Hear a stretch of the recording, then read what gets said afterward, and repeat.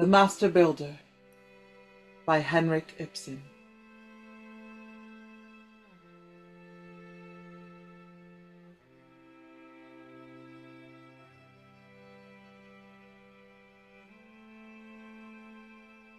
A plainly furnished workroom in the house of Halvard Solness.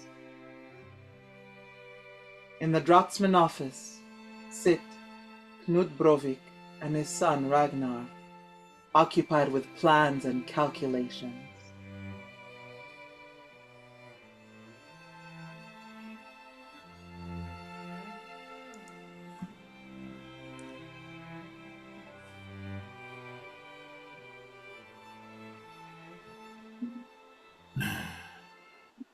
No! I can't bear it any longer.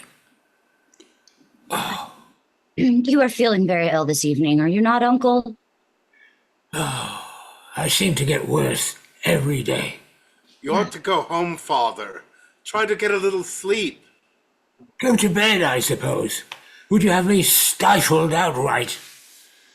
Take a little walk. Yes, do. I will come with you. I will not go till he comes. I am determined to have it out this evening with him, with the chief. No, Uncle. Do wait a little while before doing that. Yes, better wait, Father. I haven't much time for waiting. I hear him on the stairs.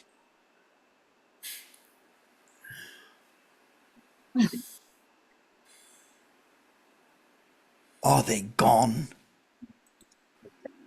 No. What is that you are entering, Miss Fossley? Oh, it's only something that I Let me look at it, Miss Fossley. Well? Kaya. Why do you always take that shade off when I come? Look so ugly with it on. And you don't like to look ugly, Kaya? Not for all the world. Not in your eyes. Poor little Kaya. Hush, they can hear you. Has anyone been here for me? Yes, the young couple who want a villa built over at Lovestrand. Oh, those two. They must wait. I'm not quite clear about the plans yet. They were very anxious to have the drawings at once. Yes, of course, so they all are.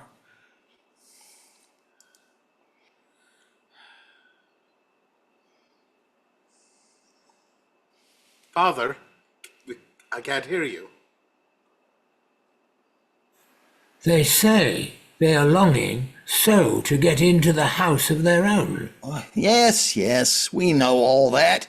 And so they are content to take whatever is offered them. They get a roof over their heads and a dress, but nothing to call home. No, thank you. In that case, let them apply to somebody else. Tell them that the next time they call. To somebody else? Are you prepared to give up the commission? Yes, a devil take it. That is to be the way of it. Rather that than build away at random. Besides, I know very little about these people as yet. The people are safe enough. Ragnar knows them. He is a friend of the family. Oh, safe enough.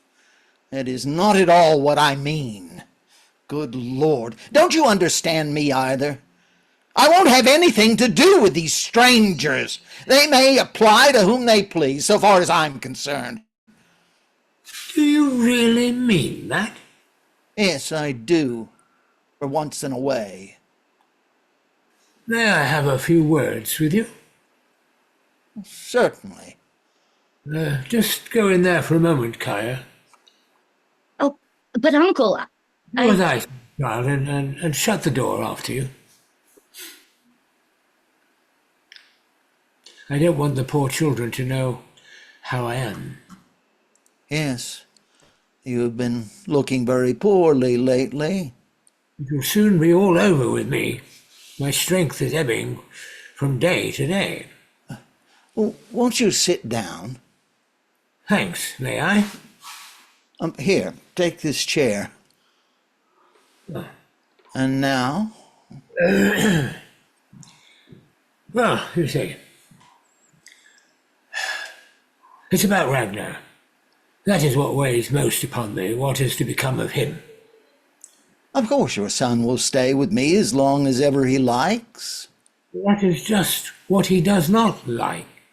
He feels he cannot stay here any longer.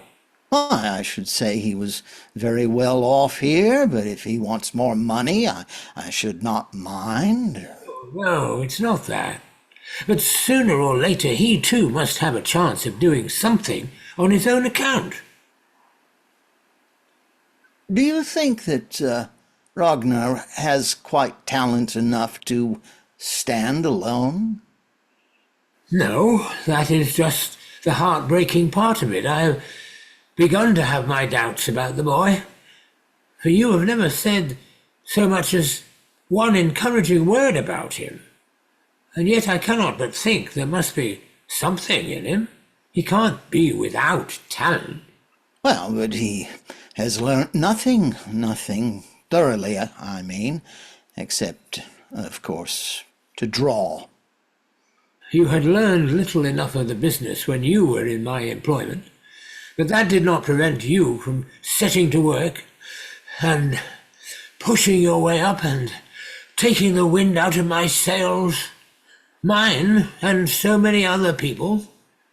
Yes, you see, circumstances favoured me. You are right there. Everything favoured you. But then how can you have the heart to let me go to my grave without having seen what Ragnar is fit for? And of course I'm anxious to see them married too, before I go. Is it she who wishes it? Not Kaia so much as Ragnar. He talks about it every day.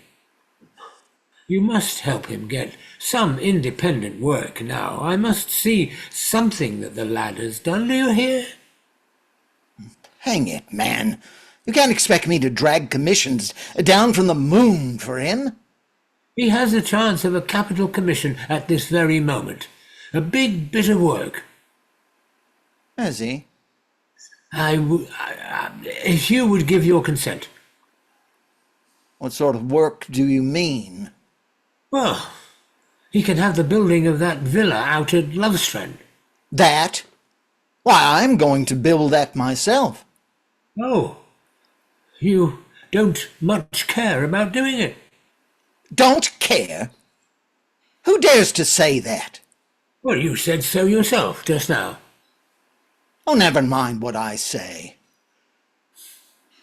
Would they give Ragnar the building of that villa? Yes. You see, he knows the family. And then, just for the fun of the thing, he has made drawings and estimates and so forth. Are they pleased with the drawings? The people who will have to live in the house? Yes. If you would only look through them and approve them, Then they would let Ragnar build their home for them. they were immensely pleased with his idea. They thought it exceedingly original, they said. Oh, original. Not the old-fashioned stuff that I am in the habit of turning out. It seemed to them different. So it was to see Ragnar that they came here, whilst I was out. They came to call upon you, and at the same time to ask whether you would mind retiring. Retire? I? In case you thought that Ragnar's drawings... I retire in favour of your son? Retire from the agreement, they meant. Oh, it comes to the same thing. So that is it? Halvard Solness is to see about retiring now, to make room for younger men, for the very youngest, perhaps. He must make room. Why? Why, good heavens, there is surely room for more than one single man. Oh, there's not so very much room to spare either. Be that as it may, I will never retire. I will never give way to anybody. Never of my own free will, never to this world will I do that. Then I am to pass out of this life without any certainty, without a gleam of happiness, without any faith or trust in Ragnar, without having seen a single piece of work of his doing. Is that to be the way of it?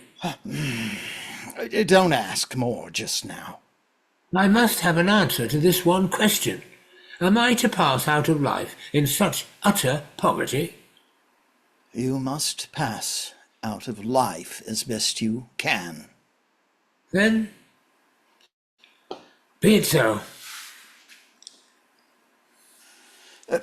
Don't you understand that I cannot help it? I am what I am, and I cannot change my nature. No, I suppose that you can't. Oh, may I have a glass of water? By all means.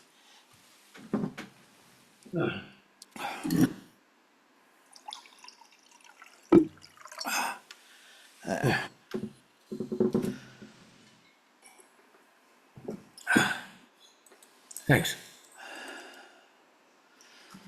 Ragnar, you must come and take your father home. What's the matter, Father? Give me your arm.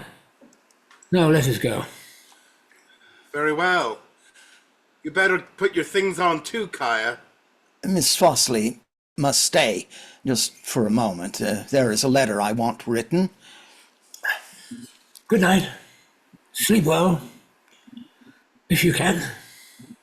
Good night.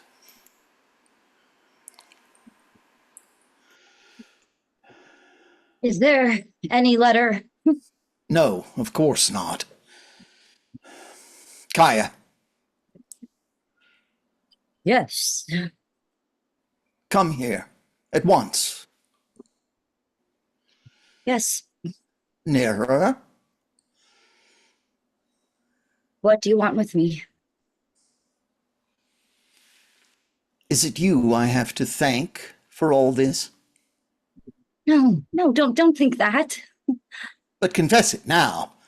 You want to get married. Ragnar and I have been engaged for 4 or 5 years. And so you think it time there were an end of it, is that not so? Ragnar and Uncle say I must. So I suppose I shall give in. Kaya, don't you really care a little bit for Ragnar, too? I cared very much for Ragnar once. Before I came here and met you, to you. But you don't now? Not in the least? You know very well there is only one person I care for now. I shall never care for anyone else. Yes, you say that. And yet you go away from me. Leave me alone here with everything on my hands. But could I not stay here with you? Even if Ragnar... No, that is quite impossible. If Ragnar leaves me and starts work on his own account, then of course he will need you himself. Feels though as if I could not be separated from you. It's quite impossible. Oh, then be sure you get those foolish notions out of Ragnar's head. Marry him as much as you please. I mean, don't let him throw up his good situation with me, for then I can keep you too, my dear Kaya. Oh yes, how lovely that would be if only it could be managed. For I cannot get on without you, you see. I must have you with me every single day. My God. My God. Kaya. Kaya. How good you are to me. How unspeakably good you are. Get up, for goodness sake, get up. I think I hear someone. Halbert? Oh, are you there, my dear? I am afraid I am disturbing you. No, not in the least. Miss Fostley has only a short letter to write. So I see. What do you want with me, Alina? I merely wanted to tell you that Dr. Hurdle is in the drawing room. Won't you come and see him, Halbert? Is the doctor so very anxious to see me? Well, not exactly anxious. He really came to see me. But he would like to say how do you do to you at the same time. Yes, I dare say. Well, you must ask him to wait a little. Then you will come in presently. Perhaps I will. Presently, dear. In a little while. Well now, don't forget, Halbert.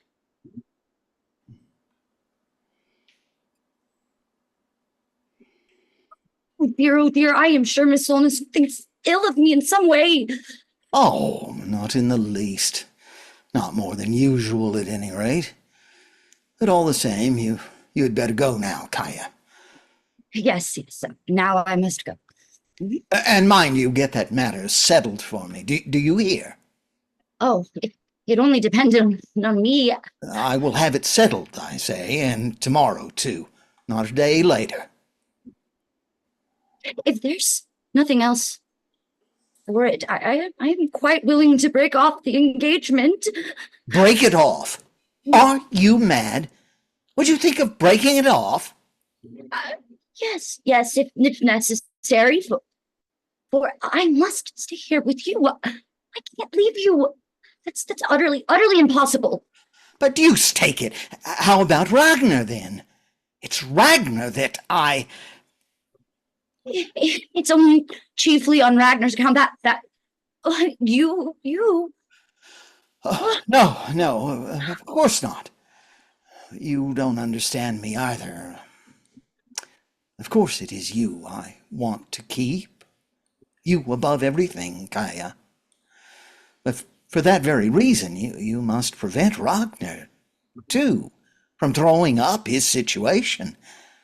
There. Now go home. Yes, then. Okay. Good night, then. Good night.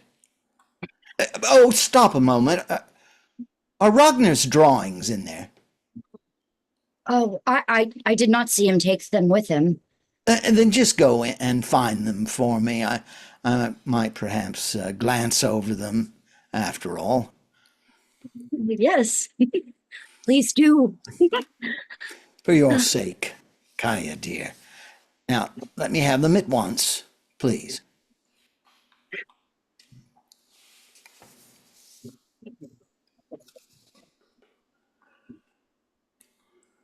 Here are all the drawings.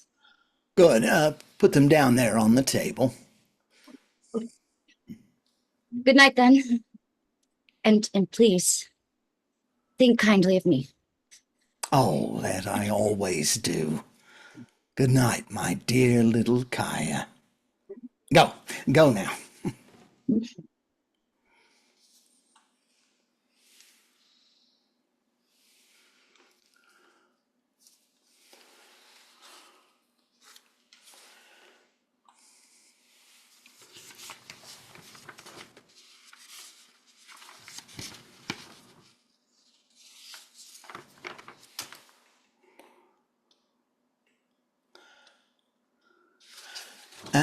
Well, then come in here. Have you finished the letter already, Miss Fossley?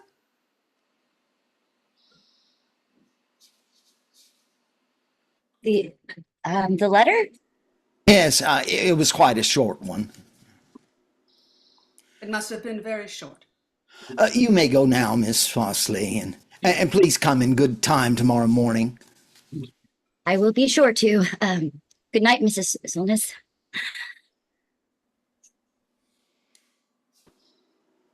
Are you in a hurry, Doctor? No, not at all. May I have a little chat with you? With the greatest pleasure. Then let us sit down. Tell me, did you notice anything odd about Alina? Do you mean just now when she was here? Yes, in her manner to me. Did you notice anything? Well, I admit one couldn't well avoid noticing that your wife... that your wife is not particularly fond of this Miss Fossley. Is that all? I've noticed that myself. And I must say, I am scarcely surprised at it. At what? That she should not exactly approve of your seeing so much of another woman all day and every day. No, I suppose you were right there, and Alina too. But it's impossible to make any changes. Could you not engage a clerk? The first man that came to hand? No, thank you. That would never do for me. But now if your wife, now, suppose with her delicate health, all this tries her too much. Well, even then, I might almost say it can make no difference. I must keep Kaya Fossley, and no one else could fill her place. No one else? No one. Now, listen to me, my dear Mr. Solness. May I ask you a question, quite between ourselves? By all means. Women, you see, in certain matters, they have a deucedly keen intuition. They have indeed. There is not the least doubt of that. But... Well, tell me now, if your wife can't endure this Kaya Fossley... Well, what then? May she not have just the least little bit of reason for this instinctive dislike? Oh. Now, don't be offended, but hasn't she? No. No reason of any sort? No other than her own suspicious nature. I know you have known a good many women in your time. Yes, I have. And have been a good deal taken with some of them too. Oh, yes, I don't deny it. But as regards Miss Fossley, then, there is nothing of that sort in this case? No, nothing at all. On my side. But on her side? Well, I don't think you have a right to ask that question, Doctor. Well, we were discussing your wife's intuition. So we were. And for that matter, Alina's intuition, as you call it, in a certain sense, it has not been so far astray. Aha! There we have it. Dr. Herdal, I'm going to tell you a strange story if you care to listen to it. I like listening to strange stories. Very well, then. I dare say you recollect that I took Knut Brovik and his son into my employment after the old man's business had gone to the dogs. Yes, so I have understood. You see, they really are clever fellows, these two. Each of them has talent in his own way, and then the son took it into his head to get engaged. And the next thing, of course, was that he wanted to get married and begin to build on his own account. That is the way with all these young people. Yes, they have a bad habit of wanting to marry. Just so. But of course, that did not suit my plans. For I needed Ragnar myself, and the old man too. He is exceedingly good in calculating bearings, strains, and cubic contents, and all that sort of devilry, you know. Oh yes, no doubt, that's indispensable. Yes, it is. But Ragnar was absolutely bent on setting to work for himself. He would not hear of anything else. But he has stayed with you all the same. Yes, I'll tell you how that came about. One day this girl, Kaya Fossley, came to see me on some errand or so, and she had never been here before, and when I saw how utterly infatuated they were with each other, the thought occurred to me, if I could only get her into the office here, then perhaps Ragnar, too, would stay where he is. That was not at all a bad idea. Yes, but at the time I did not breathe a word of what was in my mind. I merely stood and looked at her and kept on wishing intently that I could have her here. Then I talked to her a little in a friendly way about one thing or another, and then she went away. Well, Well, then, next day, pretty late in the evening, when old Brovik and Ragnar had gone home, she came here again, and behaved as if I had made an arrangement with her. an arrangement? What about? About the very thing my mind had been fixed on. But I hadn't said one single word about it. That was most extraordinary. Yes, was it not? And now she wanted to know what she was to do here, whether she could begin the very next morning and so forth. Don't you think she did it in order to be with her sweetheart? Well, that was what occurred to me at first, but no, that was not it. She seemed to drift quite away from him when once she had come here to me. Oh, and then she drifted over to you then. Yes, entirely. If I happen to look at her when her back is turned, I could tell she feels it. She quivers and trembles the moment I come near her. What do you think of that? That's not very hard to explain. Well, but what about the other thing? That she believed I had said to her that what I had only wished and willed, silently, inwardly, to myself. What do you say to that? Can you explain that, Dr. Herdal? No, I won't undertake to do that. I felt sure you would not. And so I have never cared to talk about it till now.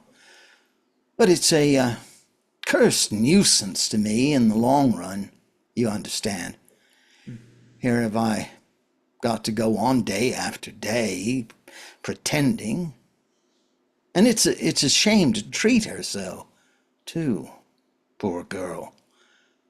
But I cannot do anything else. For if she runs away with me, then Ragnar will be off too. And you have not told your wife the rights of the story? No. Why on earth don't you?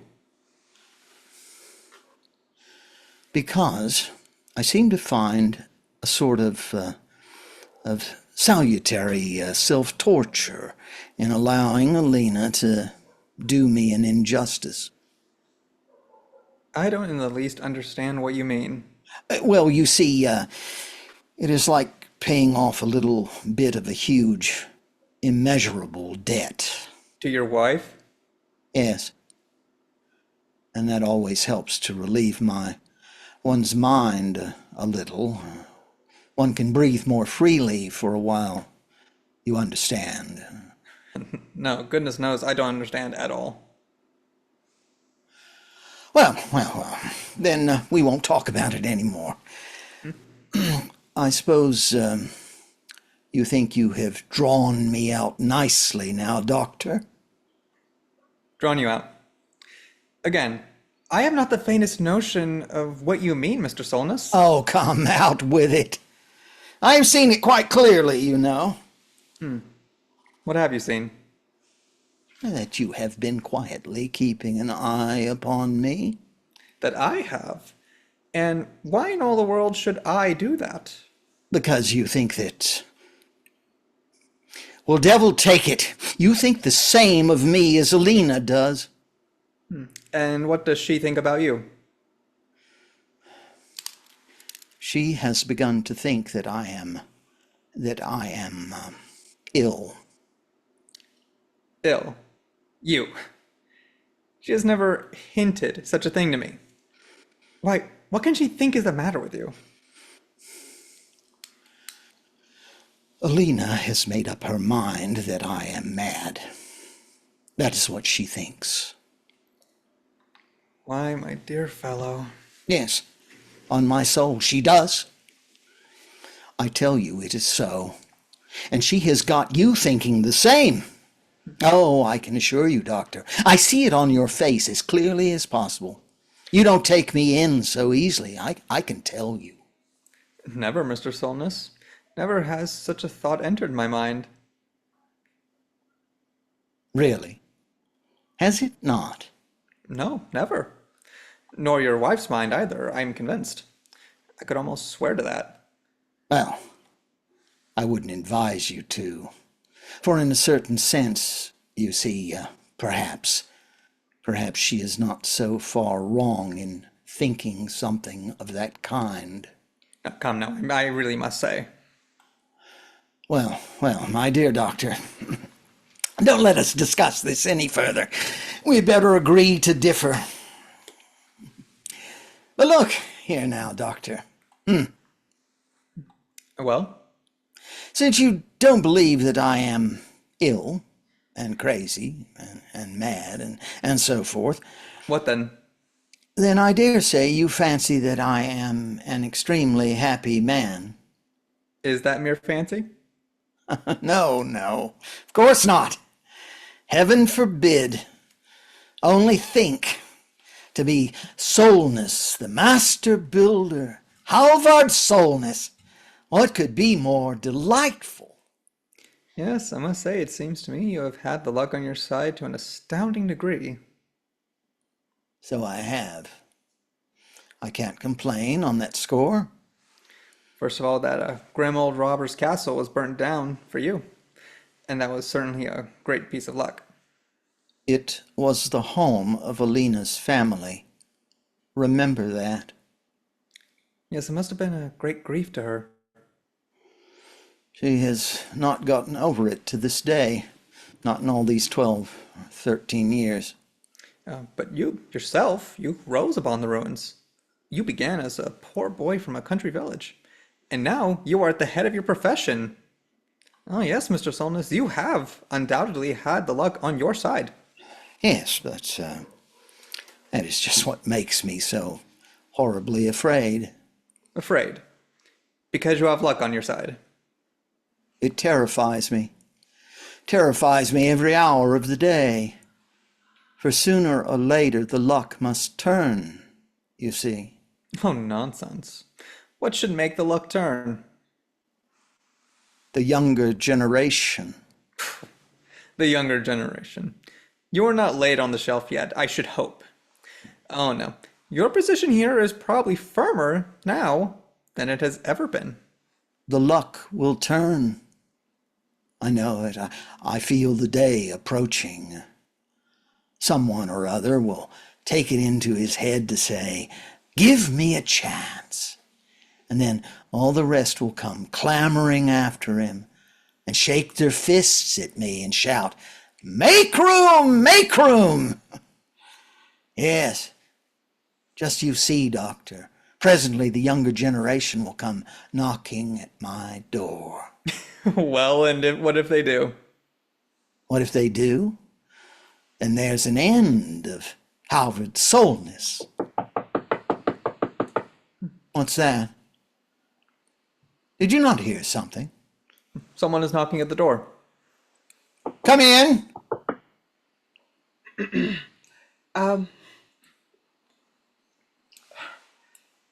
Good evening. Good evening.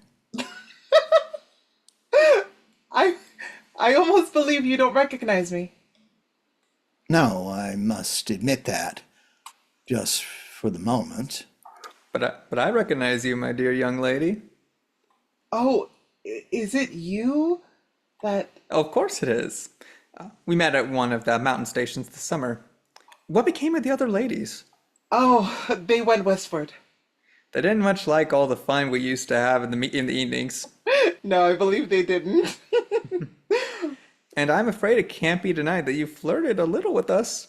Well, that was better fun than to sit there knitting stockings with all those old women. Well, there I entirely agree with you. Have you come to town this evening? Yes, I've just arrived. Quite alone, Miss Swangle. Oh, yes. Vangle. Is that your name, Vangle? Yes, of course it is. Then you must be a daughter of the district doctor up in Lysanger. Yes, who else's daughter should I be? Oh, and I suppose we met up there that summer when I was building a tower on the old church. Yes, of course it was then we met. Well, that is a long time ago. It is exactly 10 years. You must have been a mere child then, I should think.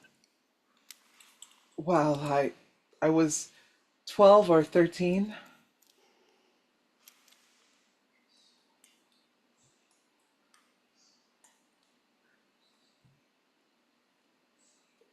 It's the first time I've ever been up to town, actually.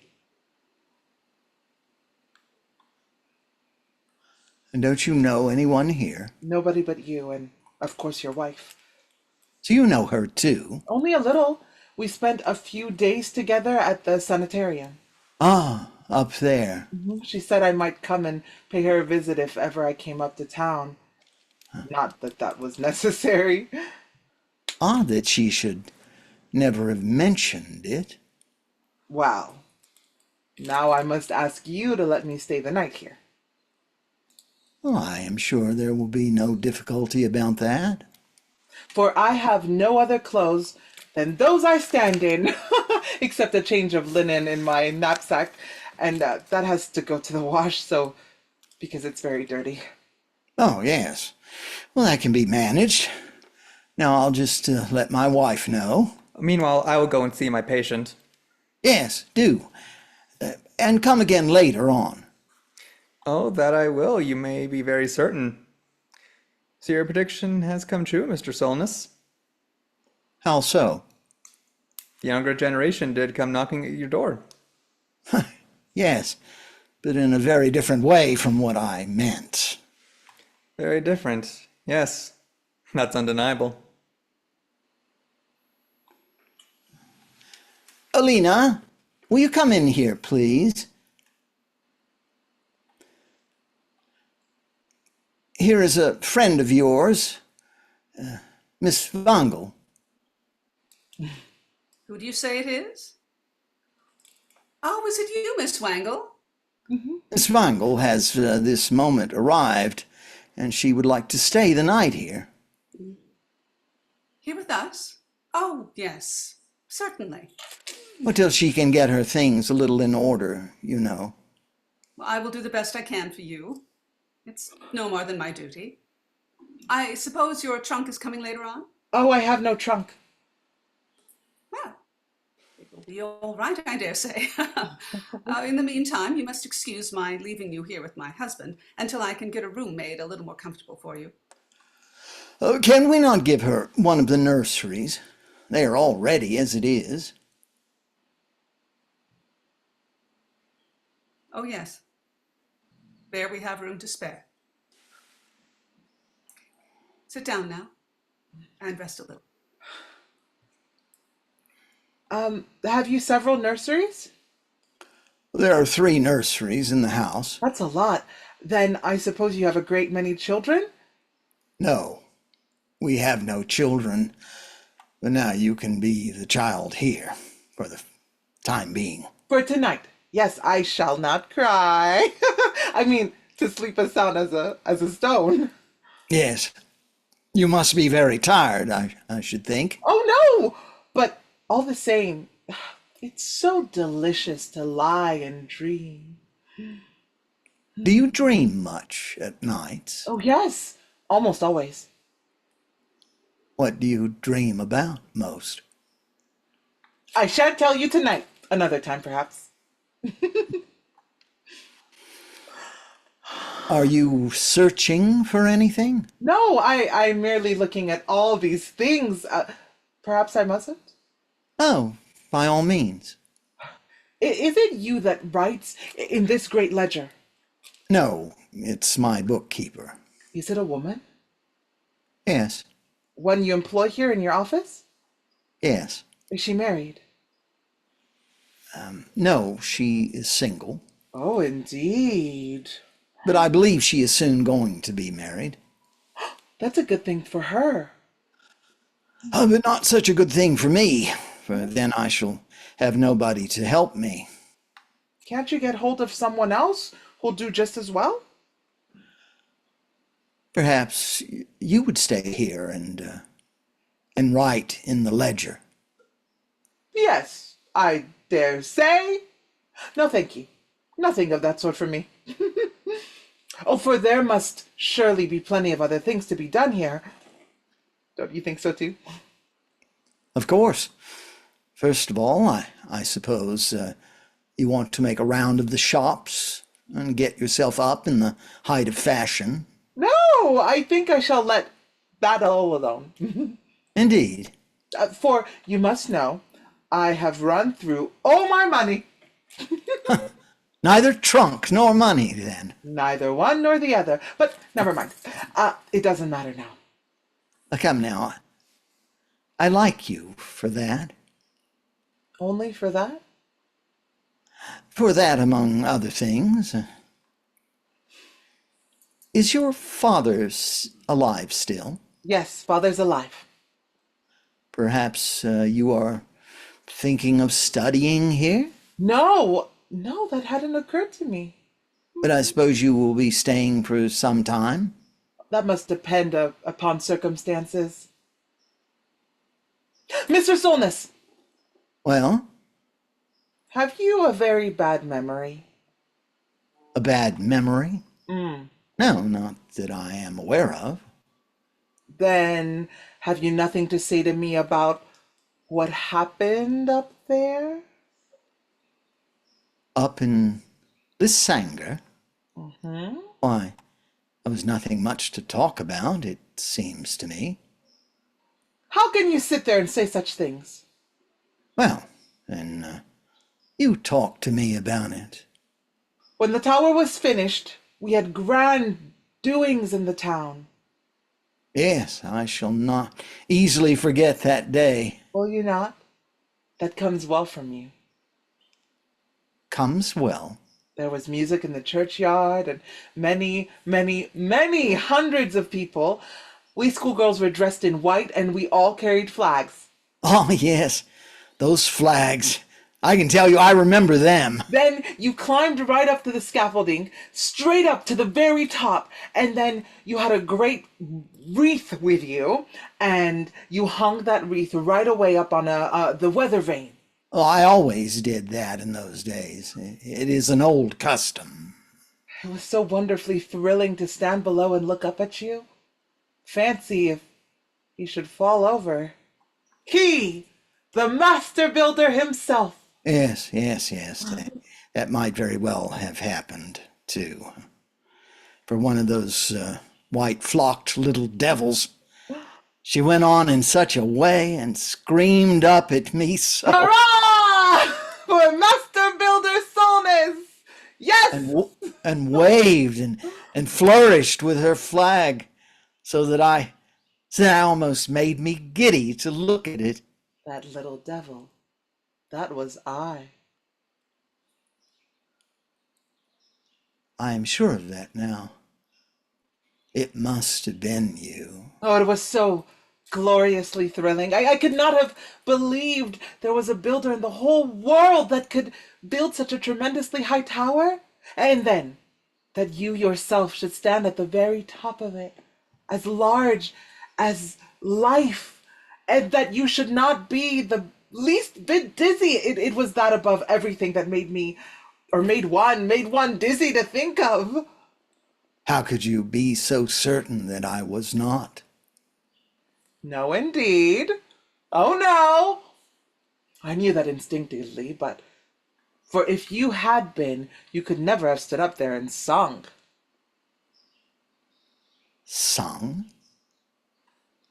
Did I sing? Yes, I should think you did. I have never sung a note in my life. Yes, indeed, you sang then. It sounded like harps in the air. Oh. This is very strange. All this. But then, it was after that that the real thing happened. The real thing? Yes, I surely don't need to remind you of that. Oh, yes, do remind me a little of that, too. Oh, don't you remember that a great dinner was given in your honor at the club?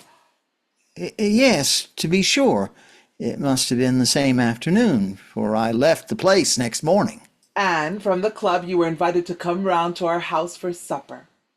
Quite right, Miss Wangle. It is wonderful how all these trifles have impressed themselves on your mind. Trifles! I like that. Perhaps it was a trifle, too, that I was alone in the room when you came in? Were you alone? You didn't call me a little devil then. No, I suppose I did not. You said I was lovely in my white dress, and that I looked like a little princess. I have no doubt you did, Miss Wangle. And besides, I was feeling so buoyant and free that day. And then you said that when I grew up, I should be your princess. Dear, dear. Did I say that too? Yes! Yes, you did. And when I asked how long I should have to wait, you said that you would come again in 10 years. Like a troll, and carry me off to Spain and some other place, and you promised you would buy me a kingdom there. Oh, yes. After a good dinner, one doesn't haggle about the halfpence. But did I really say all that? Yes. And you told me, too, what the kingdom was to be called. Well, what was it? It was to be called the Kingdom of Oranja, you said. Well, that was an appetizing name. No, I didn't like it a bit, for it seemed as though you wanted to make game of me. Oh, I'm sure that cannot have been my intention. No, I should hope not, considering what you did next. What in the world did I do next? Well, that's the finishing touch. If you have forgotten that too, I should have thought no one could help remembering such a thing as that. Yes, yes. Just give me a hint, and then perhaps... well? You came and kissed me, Mr. Solness! I did. Yes, indeed you did. You took me in both your arms and bent my head back and kissed me many times. Now, really, my dear Miss Wangle. You surely cannot mean to deny it. Oh, yes, I do. I deny it altogether. Oh, indeed!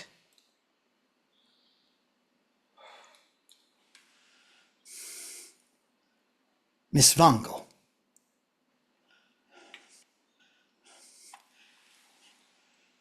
Don't stand there like a statue.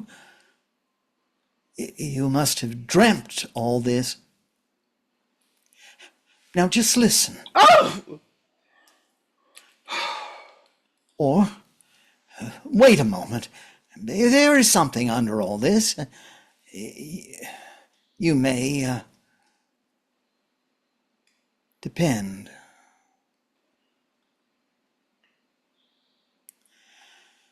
I must have thought all that. I must have wished it, have willed it, have longed to do it.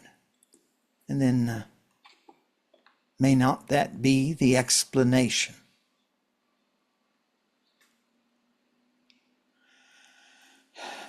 Oh, very well, deuce take it all.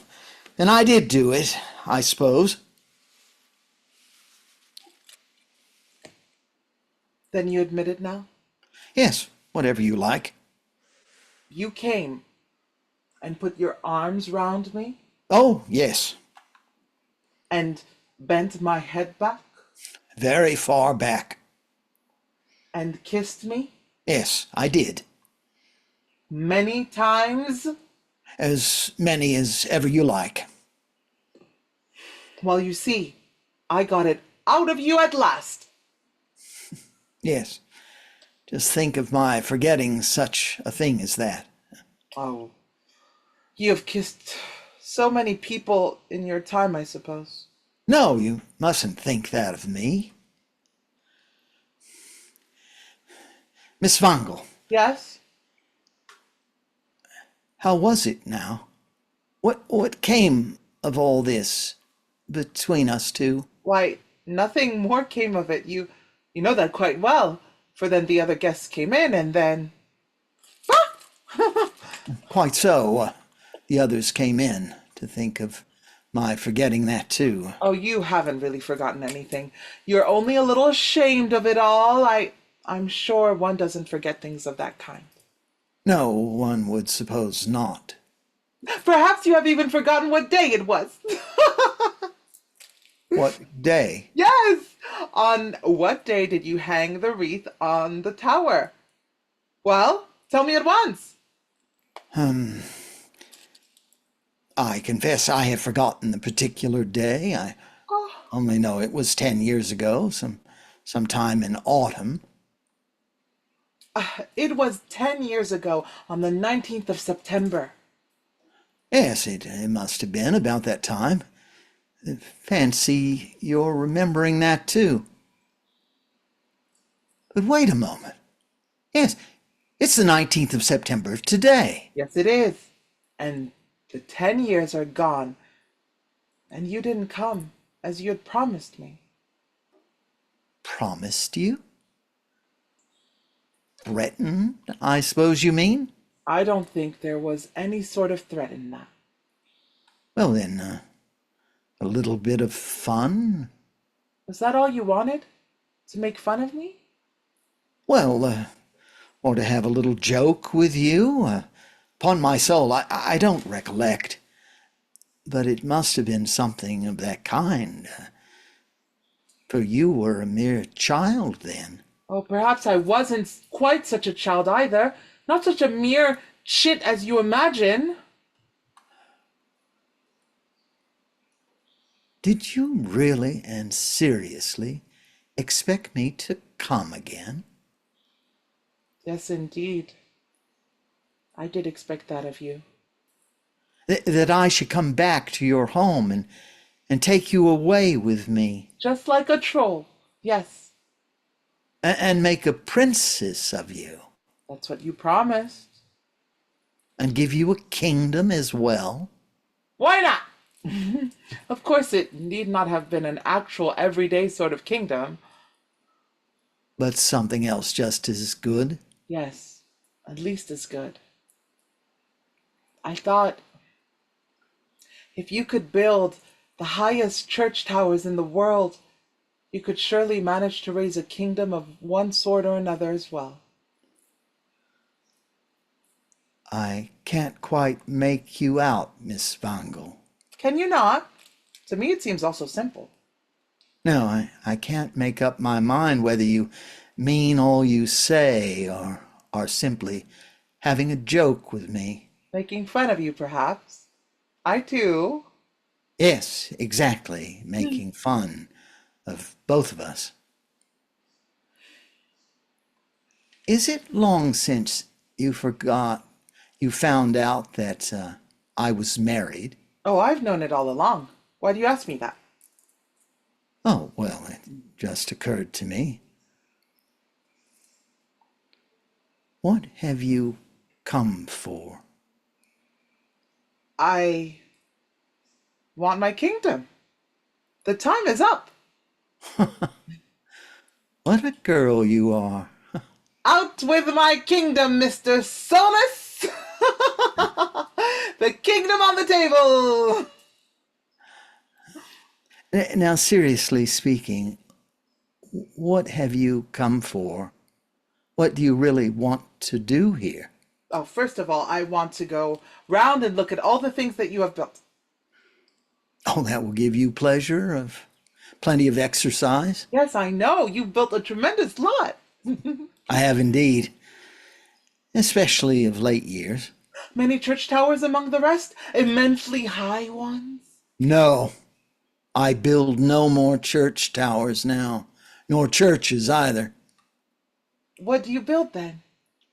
Homes for human beings. Couldn't you build a little bit of a church tower over these homes as well? What do you mean by that? I mean, something that points, like points up into the free air with the vane at the dizzy height. Strange that you should say that, for that is just what I am most anxious to do. Why don't you do it then? No, the people will not have it. Oh, fancy they're not wanting it. But now I am building a new home for myself, just opposite here. For yourself? Yes, it is almost finished, and on that there is a tower. A high tower? Yes, Very high? no doubt people will say it is too high for a dwelling house. Oh, I'll go out to look at that tower first thing tomorrow morning.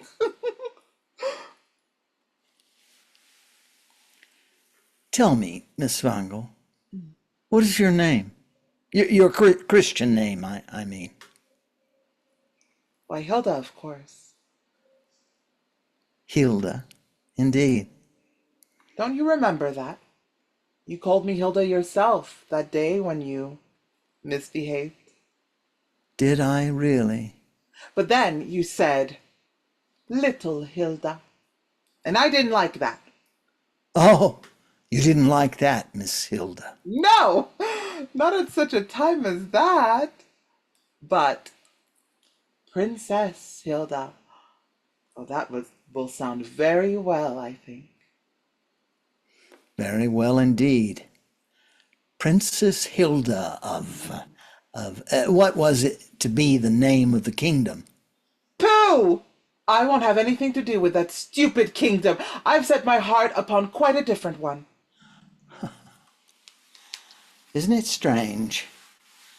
The more I think of it now, the more it seems to me as though I had gone about all these years torturing myself with With what? the effort to recover something, some experience which I seem to have forgotten, but I never had the least inkling of what it could be. You should have told. Oh, you should have tied a knot in your pocket handkerchief, Mr. Solness. Oh, in that case, I should simply have had to go racking my brains to discover what the knot could mean. Oh, yes. I suppose there are trolls of that kind in the world, too. What a good thing it is that you have come to me now. Is it a good thing? For I have been so lonely here. I have been gazing so helplessly at it all. I must tell you, I have begun to be afraid of the younger generation. Pooh! Is the younger generation something to be afraid of? It is indeed. And that is why I have locked and barred myself in. I tell you, the younger generation will one day come and thunder at my door. They will break in upon me. Then I should say you ought to go out and open the door to the younger generation. Open the door. Yes, let them come into you on friendly terms, as it were. No, no, no. Younger generation, it means retribution, you see. It comes as if under a new banner, heralding the turn of fortune. Can I be of any use to you, Mr. Solness? Yes, you can indeed. For you, too, come under a new banner, it seems to me. You marshaled against youth. What, you and Miss Van Gogh here still? Yes, we've had no end of things to talk about. Both old and new. Have you really? Oh, it has been the greatest fun. For Mr. Solness, he has such a miraculous memory, and the least little details he remembers instantly. Well, Miss Bangle, your room is quite ready for you now. Oh, how kind you are to me. The nursery. Yes, the middle one. But first, let us go into supper. Hilda shall sleep in the nursery. She shall. Hilda? Yes, Miss Vangel's name is Hilda. I knew her when she was a child. Did you really, Halbert? Well, shall we go? Is it true what you said? Can I be of use to you? You are the very being I have needed most. But then, great heavens! What? Then I have my kingdom! Hilda! Almost, I was going to say.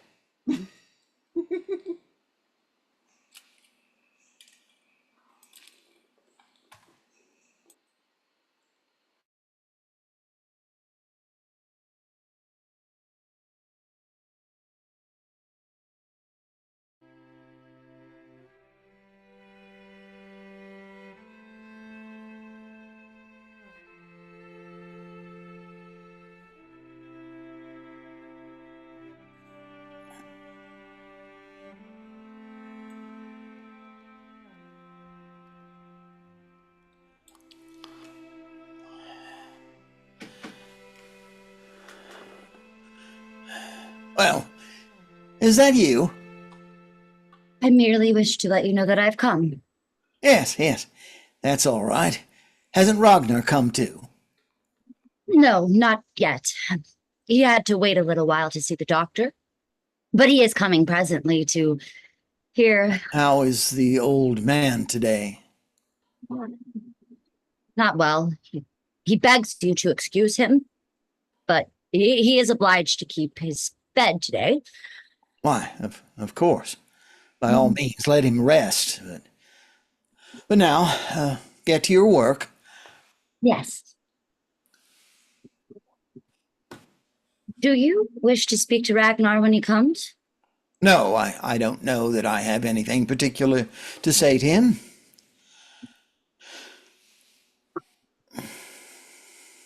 I wonder if he isn't going to die now as well. As well as who? Yes. Yes, depend upon it, Halbert.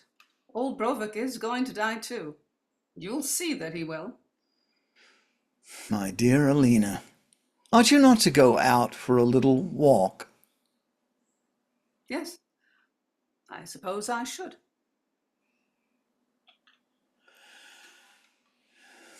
Is she still sleeping? Is it Miss Bangle you are sitting there thinking about? Well, I just happened to recollect her. Miss Bangle was up long ago. Oh, was she? When I went in to see her, she was busy putting her things in order. So, have we found a use for one of our nurseries after all, Alina? Yes, we have. That seems to me better than to have them all standing empty. That emptiness is dreadful. You are right there. You will find that we shall get on far better after this, Selina. Things will be more comfortable. Life will be easier, especially for you. After this? Yes, believe me, Alina. Do you mean Because she has come here. I mean, of course, when once we have moved into the new home. Ah. Do you think so, Halbert? Will it be better then? Well, I can't think otherwise. And surely you think so too. I think nothing at all about the new house. It's hard for me to hear you say that, for you know it is mainly for your sake that I have built it. Fact is, you do far too much for my sake. No, no, you really mustn't say that, Alina. I cannot bear to hear you say such things. Well, very well. Then I won't say it, Halbert. But I stick to what I said. You'll see that things will be easier for you in the new place. Oh, heavens. Easier for me. Yes, indeed, they will. You may be quite sure of that.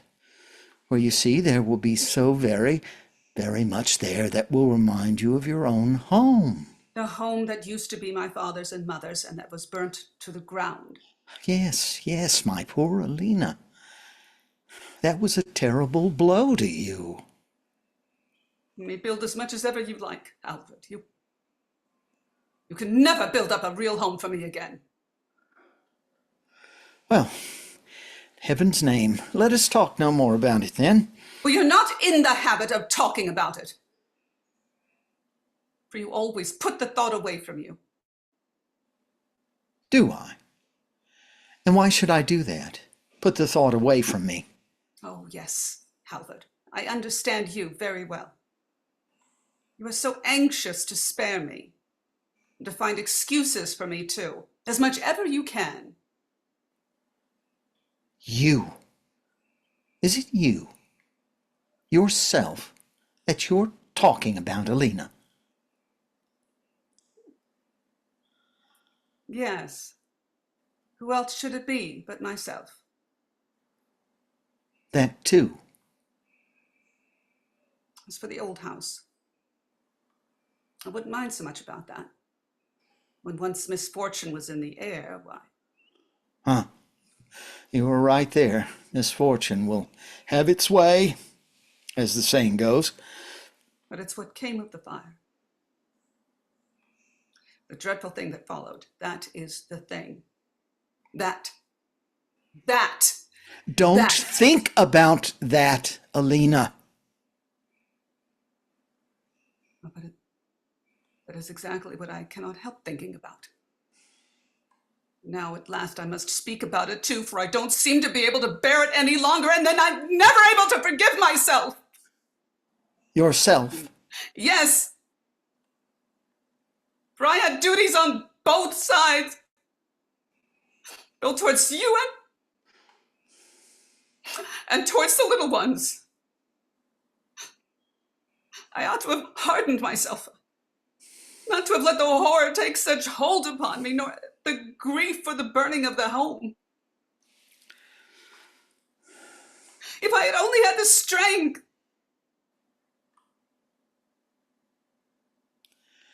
Alina, you must promise me never to think of these thoughts anymore. Promise me that, dear. Oh, promise. One can promise anything. Oh, but this is hopeless.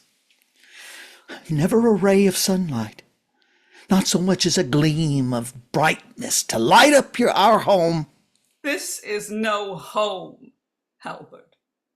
Oh, no. You may well say that. And God knows whether you are not right in saying that. It will be no better for us in the new house either. It will never be any better.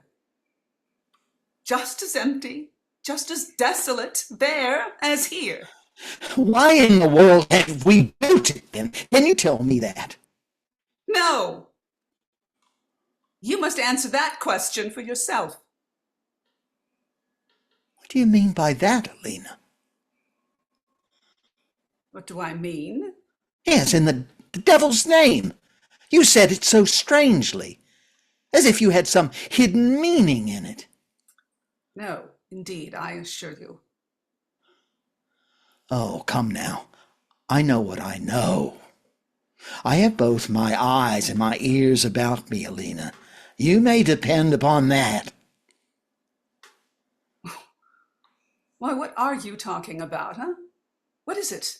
Do you mean to say you don't find a kind of lurking, hidden meaning in the most innocent word I happen to say? I do say that?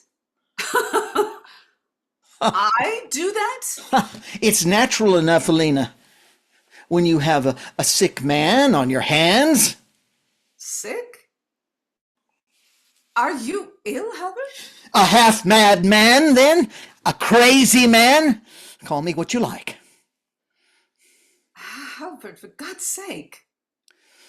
But you are wrong, both you and the doctor. I am not in the state that you imagine.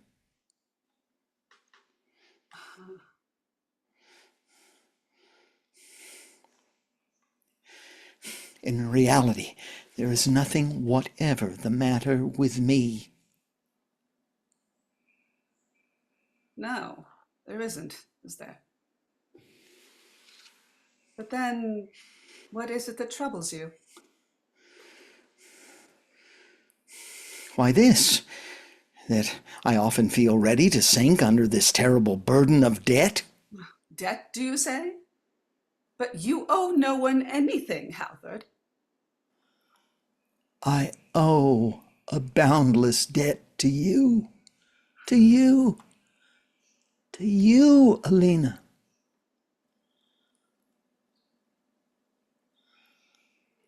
What is behind all of this? You may as well just tell me all at once. There is nothing behind it. I have never done you any wrong, not wittingly or willfully at any rate. And yet it seems as though a crushing debt rested upon me and weighed me down. A debt to me? Chiefly to you. Then there you are. Ill after all, Howler. I suppose I must be, or not far from it. Ah, now it grows light. Good morning, Mr. Solness. Slept well? Quite deliciously, like a child in a cradle. Oh, I lay and stretched myself like a princess. You were thoroughly comfortable then? Oh, I should think so. And no doubt you dreamed too. Yes, I did, but that was horrid. Was it? Yes, for I dreamed I was falling over a frightfully high, sheer precipice. Do you never have that kind of dream? Oh, yes, now and then. It's tremendously thrilling when you fall and fall. It seems to make one's blood run cold. Oh, do you draw your legs up under you while you're falling? Yes, as high as ever I can. So do I. I must go into town now, Halvard. And I'll try to get one or two things that you may require. Oh, you dear Mrs. Solness. You're really much too kind to me. Frightfully kind. Oh, no, not at all. It's only my duty, so I am very glad to do it. But really, I think I'm quite fit to be seen in the streets now that I've put my dress to rights, or do you think I'm not? Well, to tell you the truth, I think people would stare at you just a little. Boo! Is that all? That only amuses me. Yes, but people might take it into their heads that you were mad too, you see. Mad? Are there so many mad people here in town then? Here you see one, at all events. You, Mr. Solness! Have you not noticed that yet? No, I certainly have not. And yet, perhaps in one single thing. Do you hear that, Alina? What is that one single thing, Miss Bangle? No, I won't say. Oh, yes, do. No, thank you. I am not so mad as that. When you and Miss Bangle are alone, I dare say she will tell you, Halvard. Ah, you think she will? Oh, yes, certainly. You have known her so well in the past, ever since she was a child, you tell me.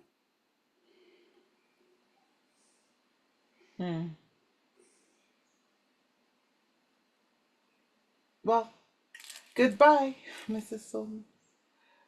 Does your wife dislike me very much? Did you think you noticed anything of that kind? Did you notice it yourself? Alina has become exceedingly shy with strangers of late years. Has she really? But if only you could get to know her thoroughly. Ah, she is so good, so kind, so excellent a creature. But if she is all that, what made her say that about her duty? Her duty. She said that she would go out and buy something for me because it was her duty. Oh, I can't bear that ugly, horrid word. Why not? It sounds so cold and sharp and stinging. Duty. Duty. Duty. Don't you think so too? Doesn't it seem to sting to you? Haven't thought much about it. Yes, it does. And if she is so good, as you say she is, why should she talk in that way? My good Lord, what would you have had her say then? Oh, she might have said she would do it because she had taken a tremendous fancy to me. She might have said something like that, something really warm and cordial. You understand? Is that how you would like to have it? Yes, precisely. What a lot of books you have. Yes, I have got together a good many. Do you read all of them too?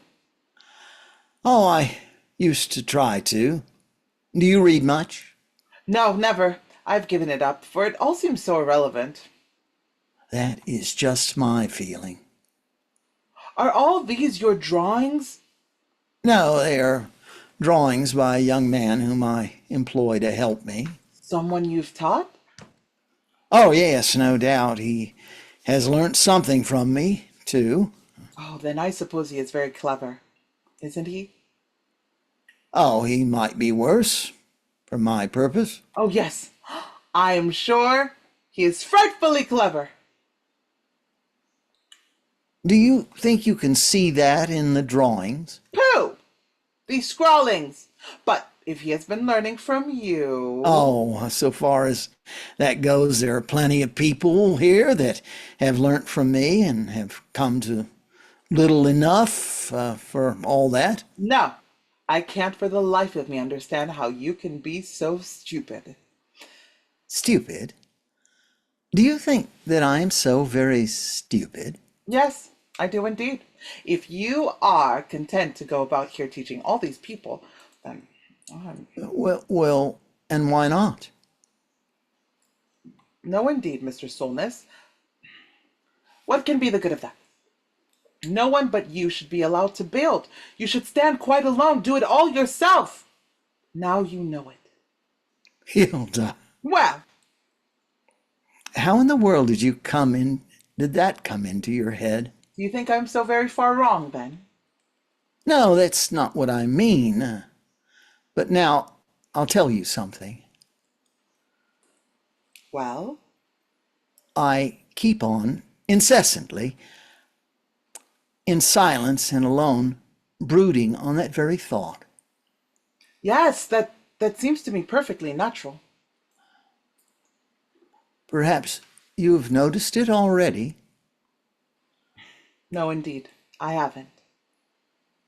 But just now, when you said you thought I was off my balance, in one thing you said. Oh, I was thinking of something quite different. What was it? I'm not going to tell you.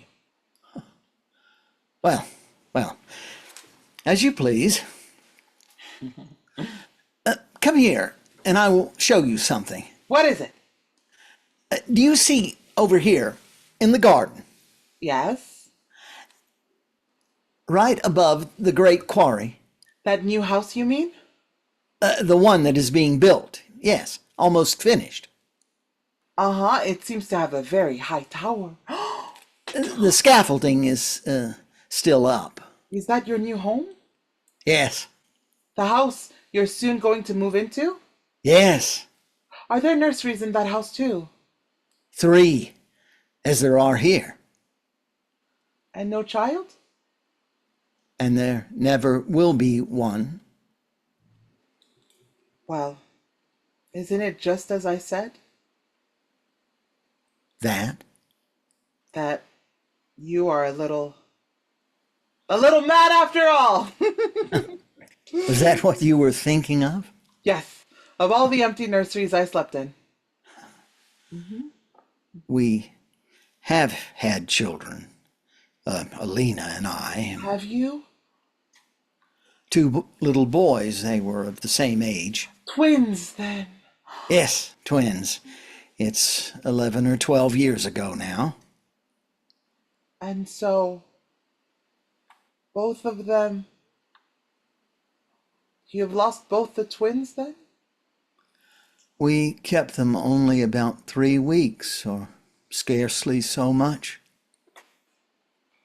Oh, Hilda, I can't tell you what a good thing it is for me that you have come. For now, at last, I have someone to talk to. Can you not talk to her, too? Oh, not about this, not as I want to talk and must talk. And not about so many other things either. Was that all you meant when you said you needed me? Well, that was mainly what I meant. At all events, yesterday. For today, I am not so sure. Come here and let us sit down, Hilda. Sit there on the sofa so that you can look into the garden. Should you like to hear about it? Yes, I shall love to sit and listen to you. Then I will tell you all about it. Now I can see both the garden and you, Mr. Solness. So now, tell away! Begin! Out there on the rising ground where you see the new house, Yes? Alina and I lived there in the first years of our married life. There was an old house up there that had belonged to her mother, and we inherited it, and the whole of the great garden with it. Was there a tower on that house too? Oh, nothing of the kind. From the outside, it looked like a great, dark, ugly wooden box, but all the same, it was snug and comfortable enough inside. Then, did you pull down the ramshackle old place? No, it was burnt down. The whole of it? Yes, Was that a great misfortune for you? that depends on how you look at it. Oh. As a builder, the fire was the making of me. Well, but I It mean, was after the birth of the 2 little boys. the poor little twins, yes. They came healthy and bonny into the world. And they were growing up too. You could see the difference day by day. Little children do grow quickly at first. It was the prettiest sight in the world to see Alina lying there with 2 of them in her arms. But then came the night of the fire. What happened? Do tell me, was anyone burnt? No, not that. Everyone got safe and sound out of the house. Well, and what then? Well, the fright had shaken Alina terribly. The alarm, the escape, the breakneck hurry, and then the ice cold night air, for they had to be carried out just as they lay, both she and the little ones. Was it too much for them? Oh, no, they stood it well enough, but Alina fell into a fever, and it affected her milk. She would insist on nursing them herself, because it was her duty, she said. And both our little boys, they They did not get over that? know that they did not get over. That was how we lost them. It must have been terribly hard for you. Oh, hard enough for me, but 10 times harder for Alina. Oh, that such things should be allowed to happen here. The world. From the day I lost them, I had no heart for building churches.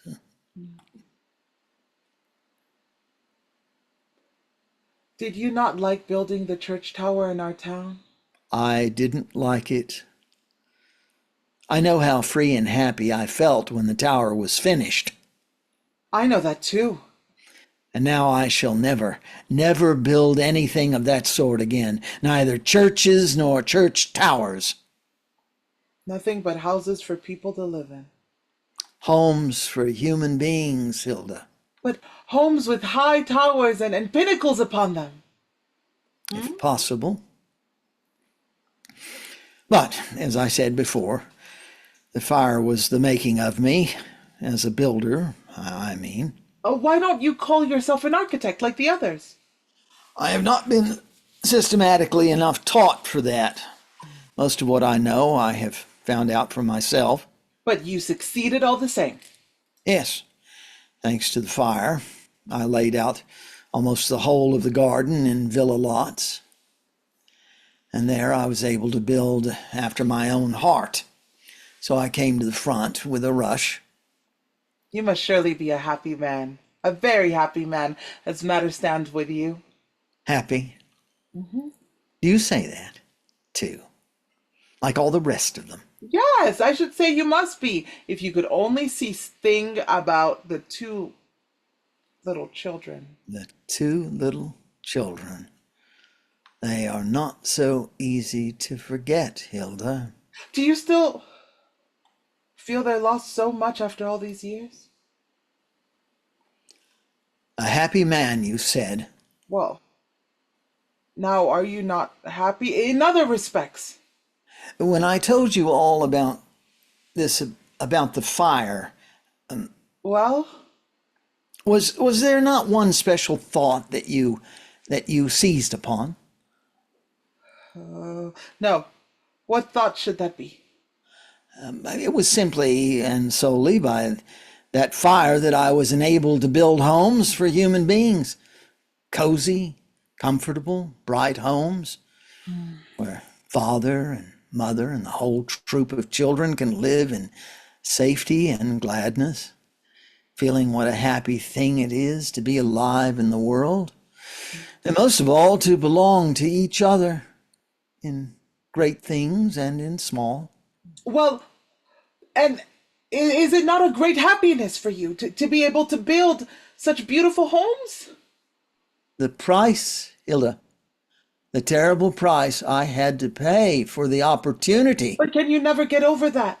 No, that I might build homes for others, I had to forego for all time the home that I might have been my own. I mean, a home for a troop of children and for father and mother, too. But need you have done that? For all time, you say? That was the price of this happiness that people talk about. This happiness was not to be bought any cheaper, Hilda. But may it not come right even yet? Never in this world. Never. That is another consequence of the fire and of Alina's illness afterwards. And yet you build all these nurseries. Have you ever noticed, Hilda, how the impossible how it seems to beckon and cry aloud to one. The impossible? Yes, indeed. Oh, is that how you feel too? Yes, I do. Then there must be a little of the troll in you too. Why, of the troll? What would you call it then? Well, perhaps you are right. But how can I help turning into a troll when this is how it always goes with me in everything? In everything. How do you mean? Mark what I say to you, Hilda. All that I have succeeded in doing, building, creating, all the beauty, security, cheerful comfort, aye, and magnificence too. Oh, is it not terrible even to think of? What is so terrible? That all this I have to make up for, to pay for, not in money, but in human happiness. And not with my own happiness only, but with other people's too. Yes, yes. Do you see that, Hilda? That is the price which my position as an artist has cost me, and others. Every single day I have to look on while the price is paid for me and you, over again and over again, and over again forever. Now I can see that you are thinking of her. Yes, mainly of Alina. For Alina, she, too, had her vocation in life just as much as I had mine. But her vocation has had to be stunted and crushed and shattered in order that mine might force its way to a sort of great victory. For you must know that Alina, she, too, had a talent for building. She, for building. Not houses and towers and spires, not such things as I work away at. Well, but what then? For building up the souls of little children, Hilda. Oh, For building up children's souls in perfect balance and in noble and beautiful forms. For enabling them to soar up into erect and full-grown human souls. That was Alina's talent. And there it lies now, unused and unusable forever, of no earthly service to anyone. It's like the ruins left by a fire. yes, but even if this were so, It is so. It is so. I know it. well, but in any case, it is not your fault. That is the terrible question. That is the doubt that is gnawing me night and day. That? Yes. Suppose the fault was mine, in a certain sense. Your fault, the fire. All of it. The whole thing. And yet, perhaps, I may not have had anything to do with it. Oh, Mr. Solness, if you can talk like that, I'm afraid you must be ill after all. I don't think I shall ever be of quite sound mind on that point. Oh, I beg pardon. Mr. Solness? No, don't go. Let us get it over. Oh, yes. If only we could. I hear your father is no better. Father is fast growing weaker, and therefore I beg, implore you to write a few kind words for me of one of the plans. Something for our father to read before he... I won't hear anything more about those drawings of yours. Have you looked at them? Yes, I have. And they are good for nothing? And am I good for nothing too? Stay here with me, Ragnar. You shall have everything your own way. And then you can marry Kaya and live at your ease and happily too. Who knows?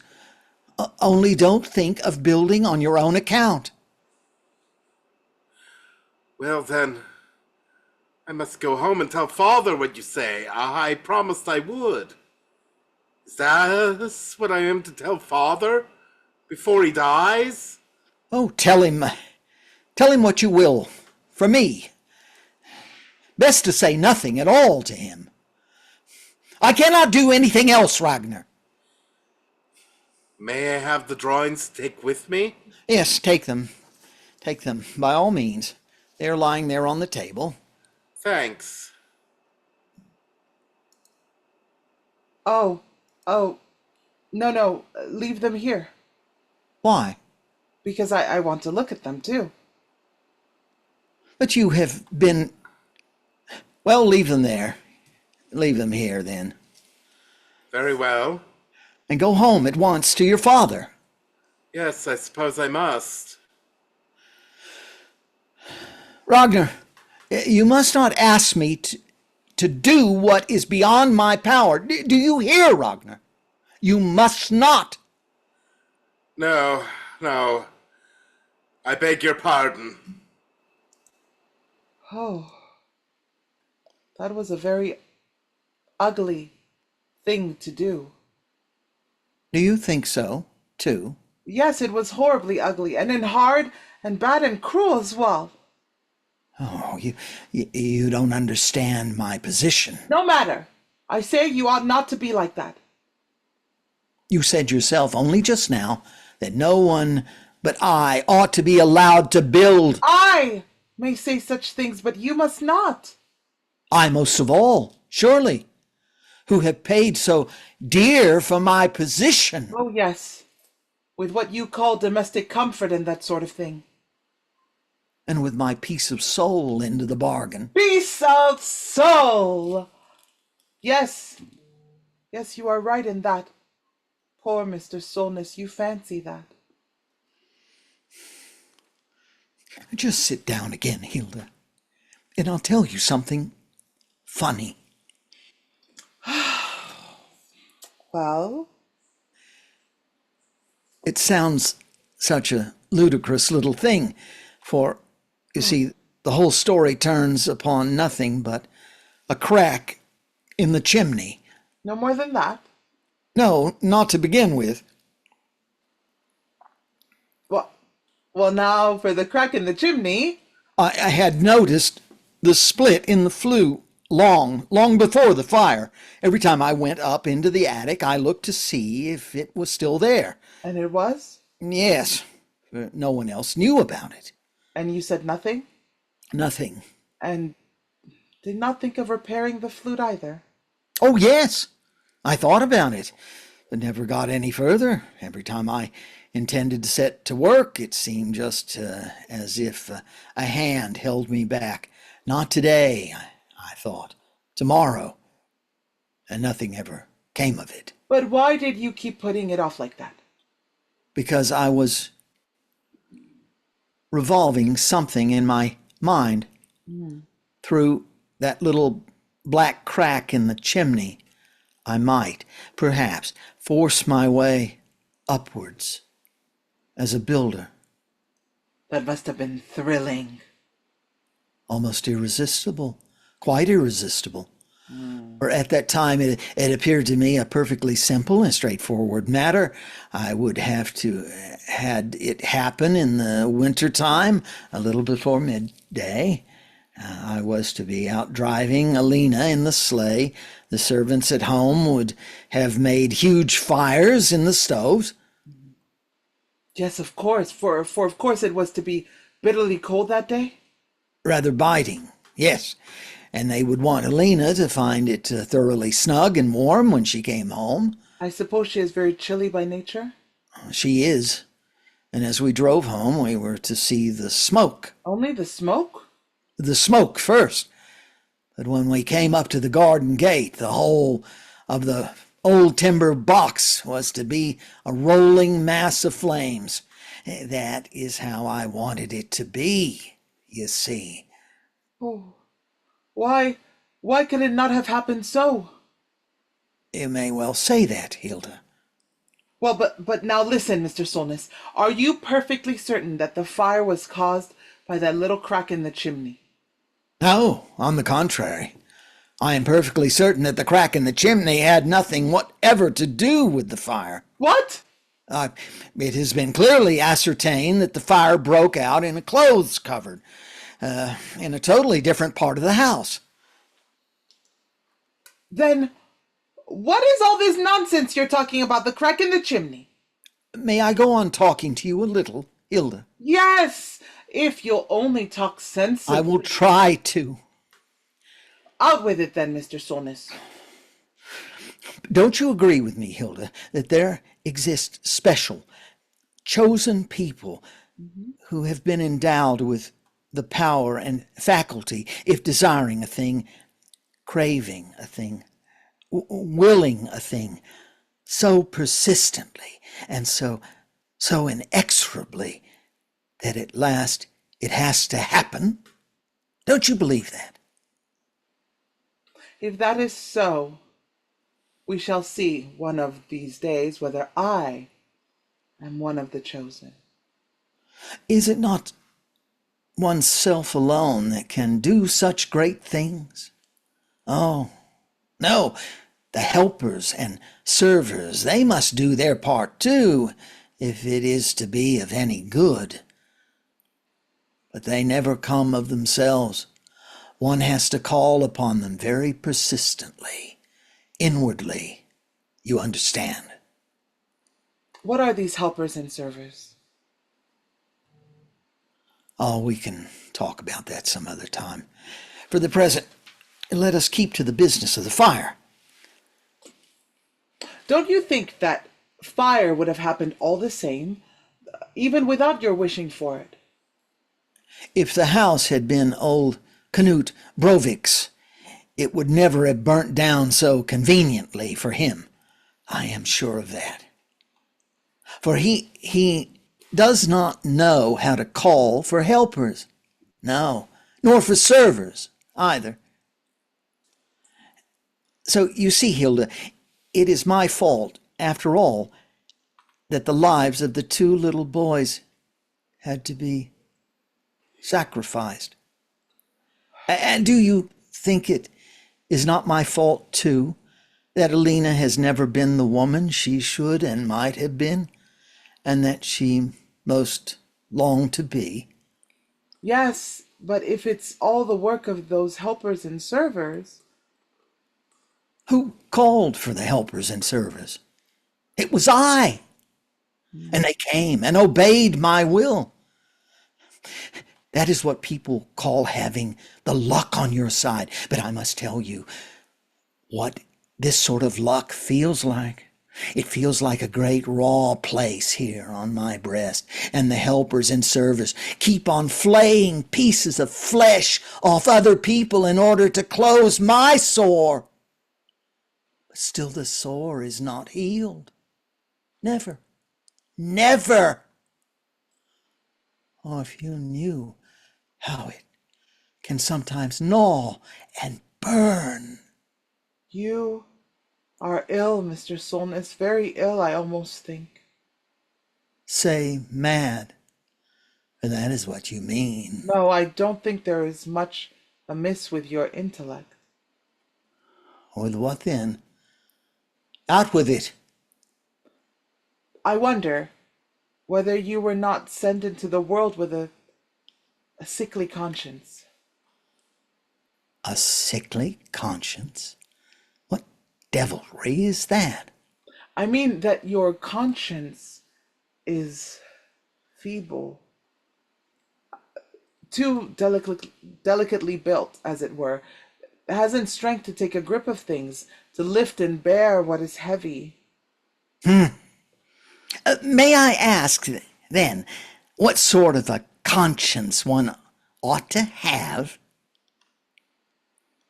I should like your conscience to be thoroughly robust. Indeed. Robust, eh? Is your own conscience robust, may I ask? Yes, I think it is. I've never noticed that it wasn't. It has not been put very severely to the test, I should think. Oh, it was no Such simple matter to leave father. I'm so awfully fond of him. Dear me, for a month or two. I think I shall never go home again. Never. And why did you leave him? Have you forgotten again that the 10 years are up? Oh, nonsense. Was anything wrong at home? Huh? It was this impulse within me that urged and guided me to come and lured and drew me on as well. There we have it. There we have it, Hilda. There is the troll in you too, as in me. For if the troll in one, you see, it is that calls to the powers outside us, and then we must give in, whether you will or no. I almost think you are right, Mr. Solness. Oh, there are devils innumerable abroad in the world, Hilda, that one never sees. Devils too? Good devils and bad devils, light-haired devils and black-haired devils. If only you could always tell whether it is the light or the dark ones that have got hold of you. Then it would be simple enough. Or if one had a really vigorous, radiantly healthy conscience, so that one dared to do what one would. I believe now that most people are just as puny creatures as I am in that respect. I shouldn't wonder. In the sagas, have you read any of the old sagas? Oh yes, when I used to read books, I read so In many. the sagas, you read about Vikings who sailed to foreign lands and plundered and burned and killed men And carried off women. and kept them in captivity. I think that must have been thrilling. Oh, And behaved to them took like home in their ships. like the very worst of trolls. Again, how thrilling! To carry off women, eh? To be carried off. Oh, indeed. But what made you speak of those Vikings, Mr. Solness? Why, those fellows must have had robust consciences, if you like. When they got home again, they could eat and drink and be happy as children. And the women, too. They often would not leave them on any account. Can you understand that, Hilda? Those women I can understand exceedingly well. Oh, perhaps you could do the same yourself? Why not? Live of your own free will with a ruffian like that? If it was a ruffian I had come to love. Could you come to love a man like that? Good heavens! You know very well one can't choose whom one is going to love. Oh, no. I suppose it is the troll within one that's responsible for that. And all those blessed devils that you know so well. Both the light-haired and the dark-haired ones. Then I hope with all my heart that the devils will choose carefully for you, Hilda. Oh, for me they have chosen already. Once and for all. Hilda, you are like a wild bird of the woods. Far from it. I don't hide myself away under the bushes. No, no. There's rather something of the bird of prey in you. That is nearer it, perhaps. And why not a bird of prey? Why should not I go a-hunting? I as well as all the rest. Carry off the prey I want, if only I can get my claws into it and do with it as I will. Hilda, do you know what you are?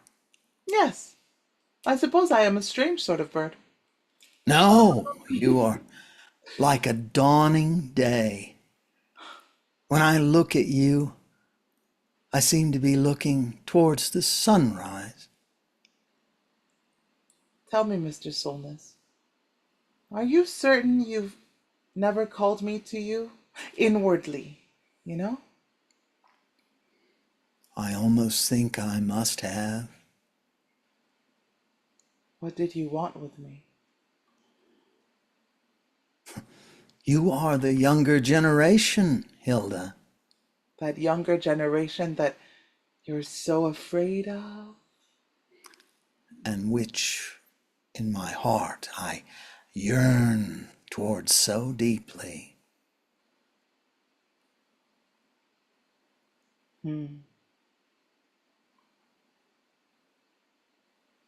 Oh! Oh, Mr. Ragnar. Hi. We were talking of these drawings. Oh, put those things away. I've seen enough of them. Yes, but you have to write your approval on them. Write my approval on them? Never. But the poor old man is lying at death's door. Can't you give him and his son this pleasure before they are parted? And perhaps he might get the commission to carry them out too. Yes, that is just what he would get. He has made sure of that, has my fine gentleman. Then good heavens! If that is so, can't you just tell the least little bit of a lie for once in a way? A lie? Hilda, take those devil's drawings out of my sight! Well! Don't bite me! You talk of trolls, but I think you go on like a troll yourself.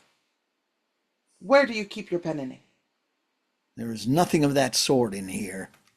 But in the office where that young lady is, Stay I'm where sure. you are, Hilda. I ought to tell a lie, you say.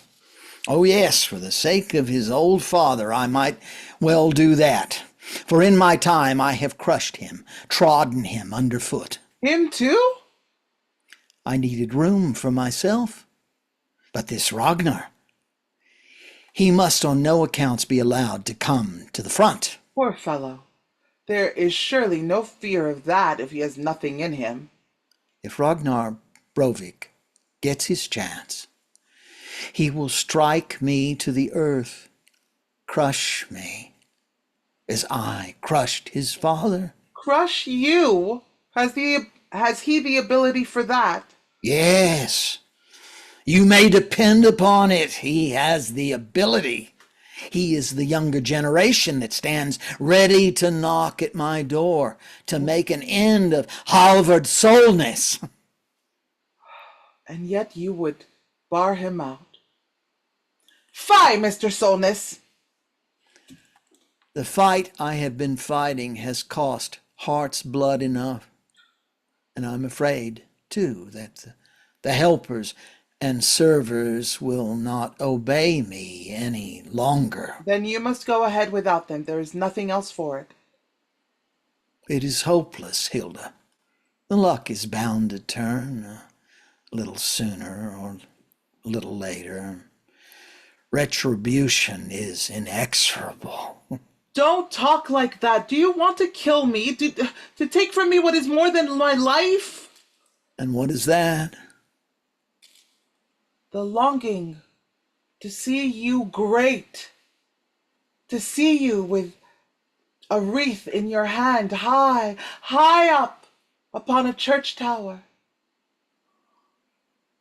Come, out with your pencil now. You must have a pencil about you. I have one here. Very well. Now let us two sit down here, Mr. Solness. And now we will write on the drawings. We must write very, very nicely and cordially for this horrid Ruar, or whatever his name is.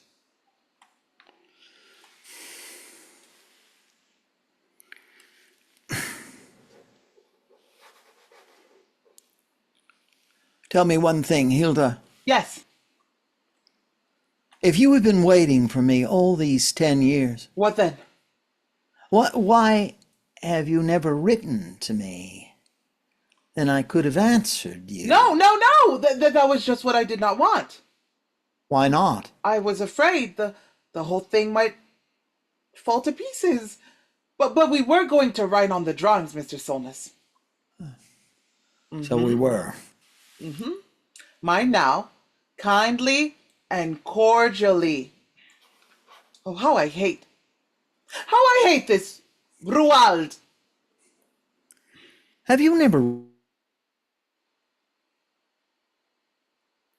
What? Solness?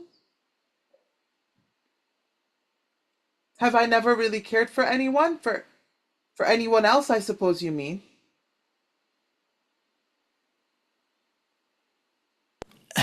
For anyone else? Have you never really cared for anyone, Hilda? For anyone else? Yes. Have you never? In all these 10 years? Never? Oh, yes. Now and then, when I was perfectly furious with you for not coming. And you did take an interest in other people, too? A little bit. For a week or so. Good heavens, Mr. Solness, you surely know how such things come about. Hilda, what is it you have come for? Don't waste time talking. The poor old man might go and die in the meantime. Answer me, Hilda. What do you want of me? I want my kingdom.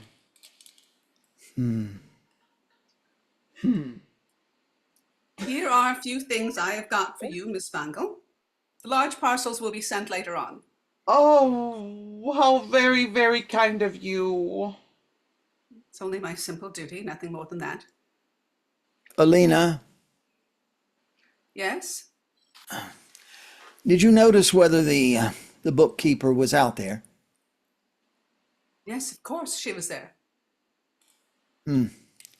She was standing at the desk, as she always is, when I go through the room. Then I'll give this to her and tell her that... Oh, no, let me have the pleasure of doing that. Oh, what is her name? Her name is Miss Fossley. Pooh. That sounds so cold. Her Christian name, I mean. Kaya, I believe. Kaya, come in here. Make haste. Mr. Solness wants to speak to you. Here I am. Oh, see her, Kaya. Oh, you can take this home. Mr. Solness was written on them. Oh, Now, at last. Give them to the old man as soon as you can. I will. Straight home with them. Yes, do. Now Ragnar will have a chance of building for himself. Oh, may he come and thank you for all that you... I won't have any thanks. Tell him that. From me. Yes, I will. And tell him at the same time that henceforward I do not require his services, nor yours either. Not mine either. You will have other things to think of now and to attend to, and that is a very good thing for you. Well, go home with the drawings now, Miss Fossley. At once. Do you hear? Yes, Mr. Solness. Heavens, what deceitful eyes she has. She? That poor little creature.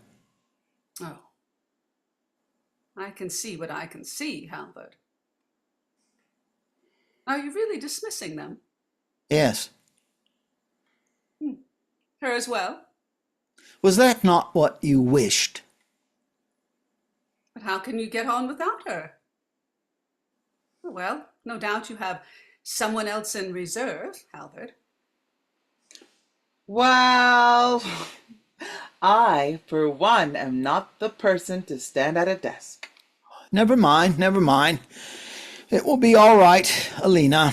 Now, all you have to do is think about moving into our new home as quickly as you can. This evening, we will hang up the wreath. What do you say to that, Miss Hilda? It will be splendid to see you so high up once more. Me?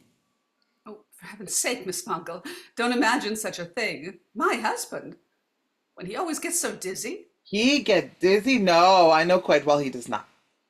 Oh, yes, indeed he does. But I've seen him with my own eyes, right up at the top of a high church tower. Yes, I hear people talk of that, but it is utterly impossible. Impossible. Impossible, yes. But there I stood all the same. Mm-hmm. Oh, how can you say so, Halvard? Well, like, you can't even bear to go out on the second-story balcony here. You've always been that way. You may perhaps see something different this evening.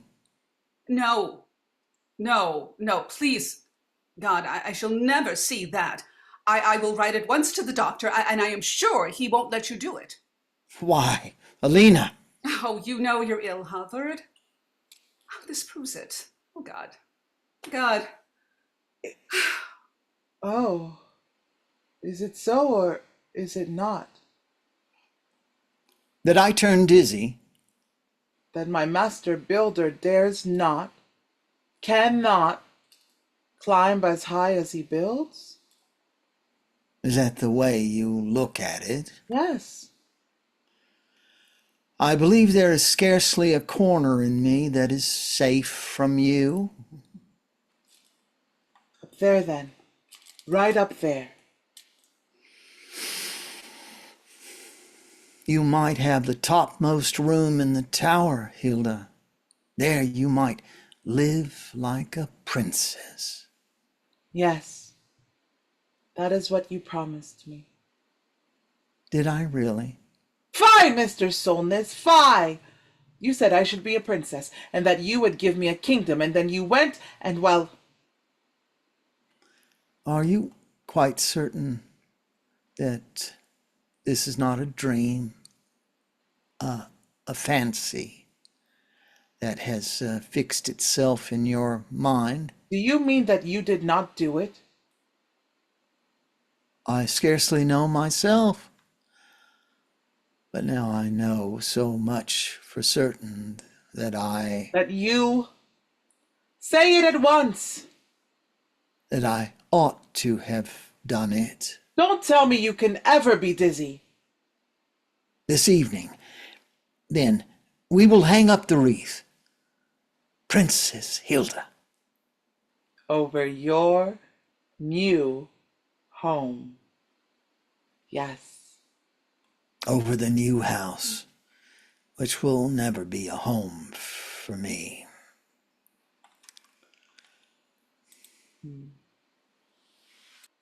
Frightfully thrilling.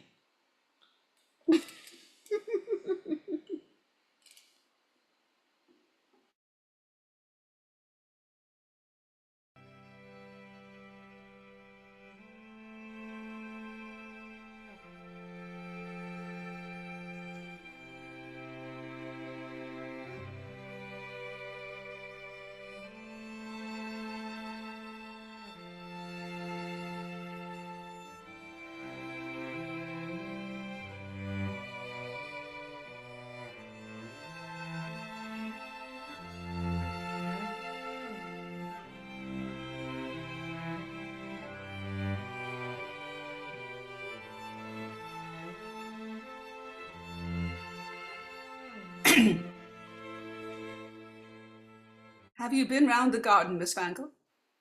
Yes, I have been taking a look at it. I found some flowers too, I see. Yes, indeed. There are such heaps of them in among the bushes. Are there really? Still? You see, I scarcely ever go there. What? Don't you take a run down into the garden every day then? I don't run anywhere nowadays. Well, but do you not go down now and then to look at all the lovely things there? It has all become so strange to me. I am almost afraid to see it again. Your own garden. I don't feel that it is mine any longer. What do you mean? No. No, it's not. Not as it was in my mother's and father's time. They have taken away so much. So much of the garden, Miss Fangle. Fancy, they have parceled it out and built houses for strangers, people that I don't know. And they can sit and look in upon me from their windows. Mrs. Solness, Yes?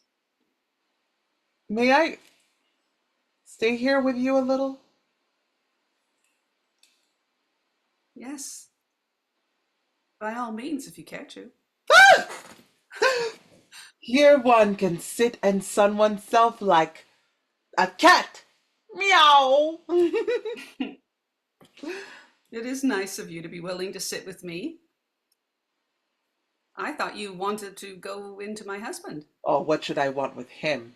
To help him, I thought. No, thank you. And besides, he is not it.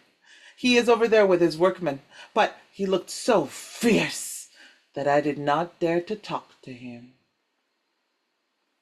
He is so kind and gentle, in reality. He!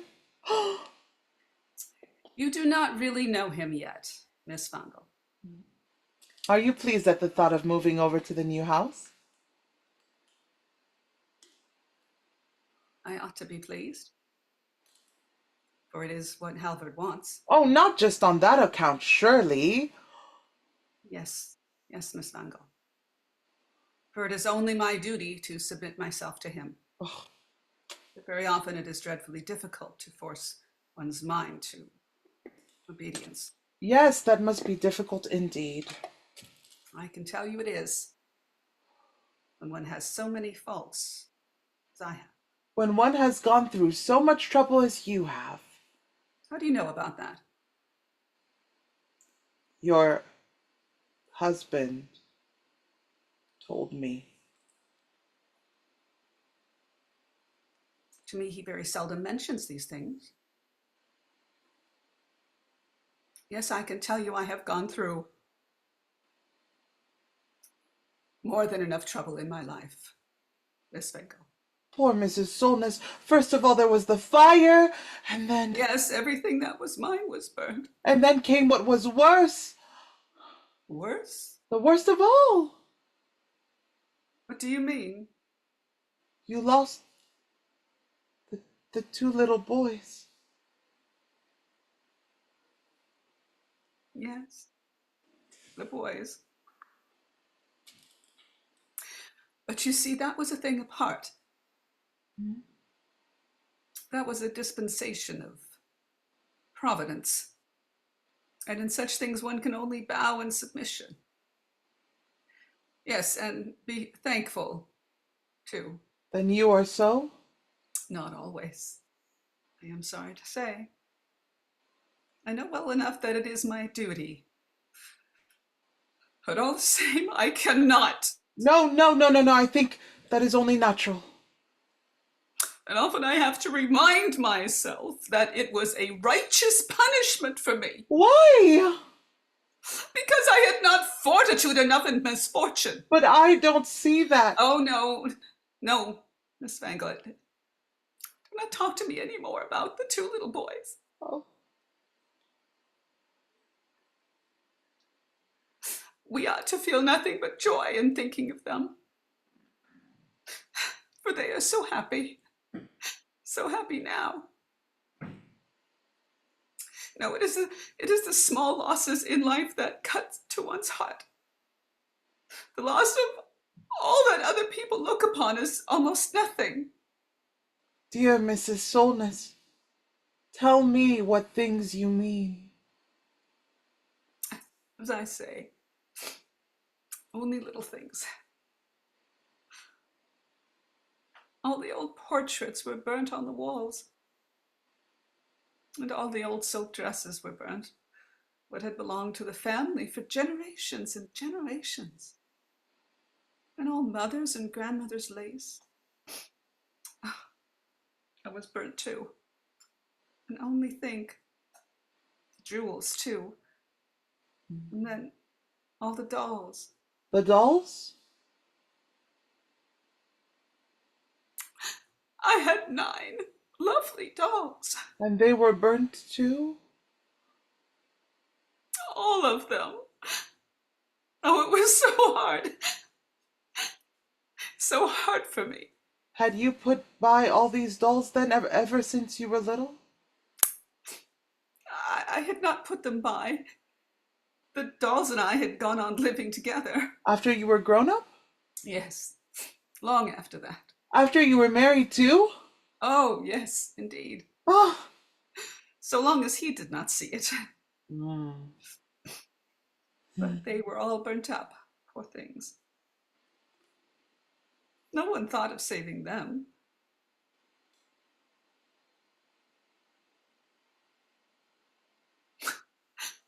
It is so miserable to think of. Oh, you mustn't laugh at me, Miss Bangle. I am not laughing in the least.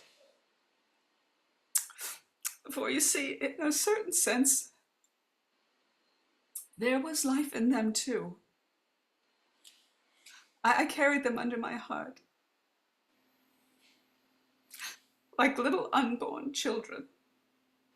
Mm.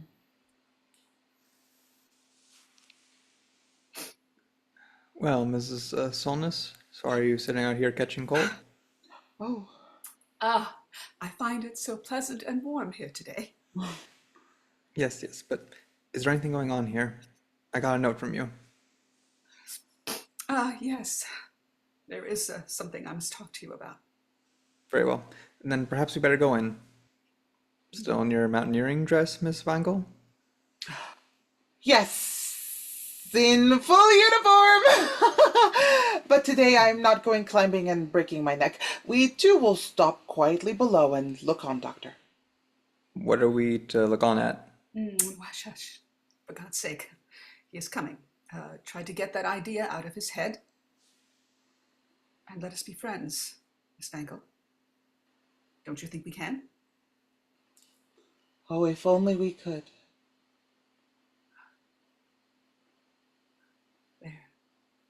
There. There he comes, Doctor. Let me have a word with you. Is it about him? Yes, to be sure, it's about him. Do come in. Oh.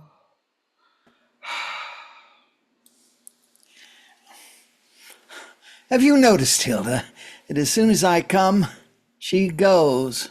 I have noticed that as soon as you come, you make her go. Perhaps so, but I cannot help it. Are you cold, Hilda? I think you look cold. I have just come up out of a tomb. What do you mean by that?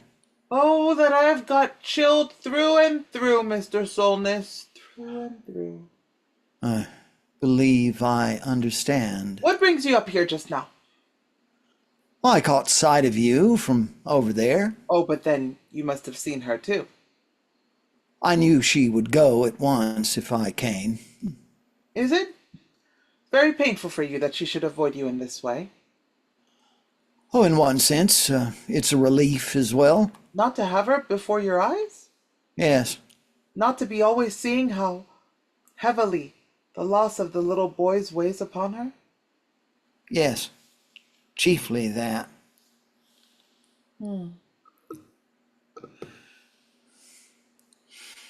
Did you have a long talk with her? Oh, well. Had you a long talk, I asked. What was she talking about, Hilda? Poor Alina. I suppose it was about the little boys. She will never get over it, never in this world. Now you were standing there again like a statue, just as you stood last night. I'm going away. Going away. Yes. But I won't allow you to. What am I to do here now? Well, simply to be here, Hilda. Oh, thank you. You know it wouldn't end there. So much the better. I cannot do any harm to one whom I know. I can't take away anything that belongs to her. Who wants you to do that?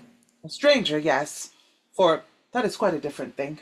A person I have never set eyes on, but one that I have come into close contact with? Oh no, oh no, oh. But I never proposed you should. Oh, Mr. Solness, you know quite well what the end of it would be. And that is why I'm going away. And what is to become of me when you are gone? What shall I have to live for then? After that? It is surely not so hard for you. You have your duties to her. Live for those duties. Too late.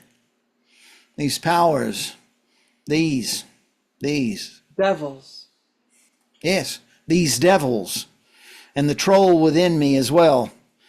They have drawn all the life blood out of her. They did it for my happiness. Yes. And now she is dead for my sake. And I am chained alive to a dead woman. I who cannot live without joy in life. What will you build next?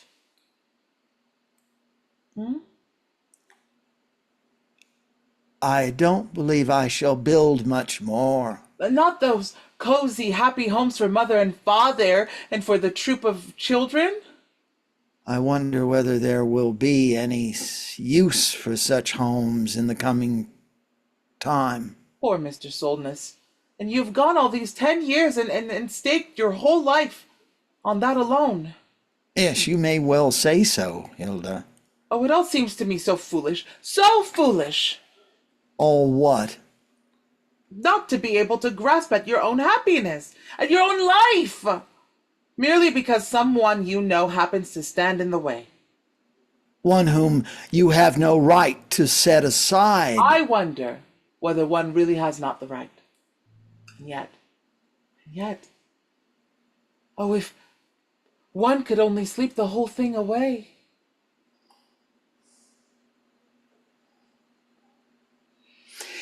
Had you a cozy, happy home up there with your father, Hilda? I had only a cage. And you were determined not to go back to it? The wild bird never wants to go back to the cage. Rather range through the free air. The bird of prey loves to range. If only one had the Viking spirit in life. And the other thing, say what that was. A robust conscience. I know what you're going to build next. Then you know more than I do, Hilda. Yes. Builders are such stupid people. What is it to be then? The castle. What castle? My castle, of course. Do you want a castle now? Don't you owe me a kingdom? I should like to know. You say I do. Well, you admit you owe me this kingdom, and you can't have a kingdom without a royal castle, I should think. Yes, they usually go together. Good. Then build it for me this moment. Must you have that on the instant, too? Yes, to be sure, for the 10 years are up now, and I'm not going to wait any longer. So, out with the castle, Mr. Solness. It's no light matter to owe you anything, Hilda. Oh, you should have thought of that before. It's too late now. So, the castle on the table, it is my castle. I will have it at once.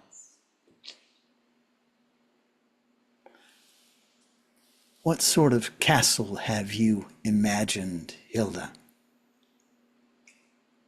My castle shall stand on a height, on a very great height, with a clear outlook on all sides, so that I can see far, far around. And no doubt it is to have a high tower. A tremendously high tower. Oh, and at the very top of the tower, there shall be a balcony, and I will stand out upon it. How can you like to stand at such a dizzy height? Yes, I will.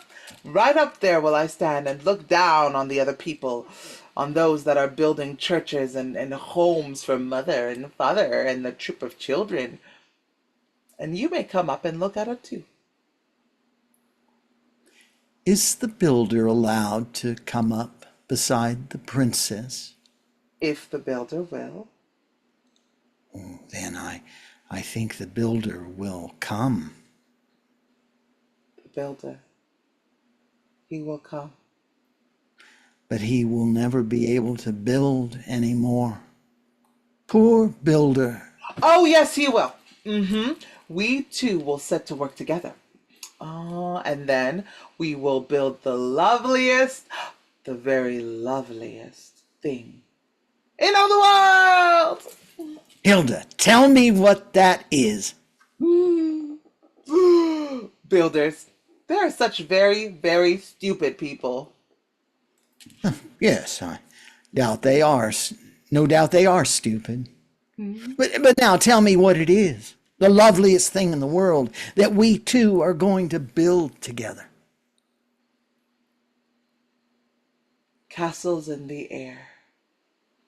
Castles in the air? Castles in the air, yes. Do you know what sort of thing a castle in the air is? It is the loveliest thing in the world, you say. Yes, to be sure it is. Castles in the air. They're so easy to build too, especially for the builders who have a dizzy conscience. After this day, we two will build together, Hilda. A real castle in the air? Yes, one with a firm foundation under it. The wreath! Oh, that will be glorious! Have you brought the wreath, Ragnar? I promised the foreman I would. Then I suppose your father is better? No. Was he not cheered by what I wrote? It came too late. Too late? When she came with it, he was unconscious. He had had a stroke. Why, then you must go home to him. You must attend to your father. He does not need me anymore. Well, surely you ought to be with him. She is sitting by his bed. Kaya? Yes. Kaya. Go home, Ragnar. Both to him and to her. Give me the wreath. You don't mean that you yourself... I will take it down to them myself. And now, you go home. We won't require you today. I know you do not require me anymore. Today I shall remain. Well, remain then, since you are bent upon it. Mr. Solness, I will stand here and look on at you. At me. It will be fearfully thrilling. We will talk about that presently, Hilda.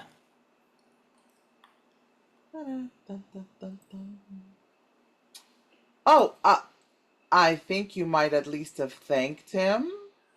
Thanked him? Ought I to have thanked him? Yes, of course you ought. I think it is rather you I ought to thank. How can you say such a thing? But I advise you to take care, Miss Vango, for you don't know him rightly yet. Oh, no one knows him as I do. Thank him when he has held me down year after year, when he made father disbelieve in me, made me disbelieve in myself, and all merely that he might, That he might. Tell me at once. keep her with him. The girl at the desk. Yes, That is not true. You are telling falsehoods about him. I would not believe it either until today, when she said so herself. What did she say? I will know at once. She said that he had taken possession of her mind, her whole mind, Oh my God. centered all her thoughts upon himself alone. She says that she can never leave him, that she will remain here where he is. She will not be allowed to. Who will not allow her? He will not neither. Oh no, I understand the whole thing now. After this, she would merely be in the way. You understand nothing. Since you can talk like that, no, I will tell you why he kept hold of her. Well then, why? In order to keep hold of you. Has he told you so? No, but it is so. It must be so. I will have it be so. And at the very moment when you came, he let her go. It was you that he let go. What do you suppose he cares about strange women like her? Is it possible that all this time he has been afraid of me? He afraid? I would not be so conceited if I were you. Oh, he must have seen long ago that I had something in me too. Besides, cowardly. That is just what he is, you see? Oh yes, I am likely to believe that. In a certain sense, he is cowardly. He, the great master builder. He is not afraid of robbing others of their happiness, as he has done both for my father and me. But when it comes to climbing up a paltry bit of scaffolding, he will do anything rather than that. Oh, you should just have seen him. High, high up at the dizzy height where I once saw him. Did you see that? Yes, indeed I did. How free and great he looked as he stood and fastened the wreath to the church vane. I know that he ventured that once in his life. One solitary time. It is a legend amongst us younger man, but no power on earth would induce him to do it again. Oh, today he will do it again. Yes, I dare say. We shall see it. That neither you nor I will see. Well, I will see it. I will and I must see it. But he will not do it. He simply dare not do it.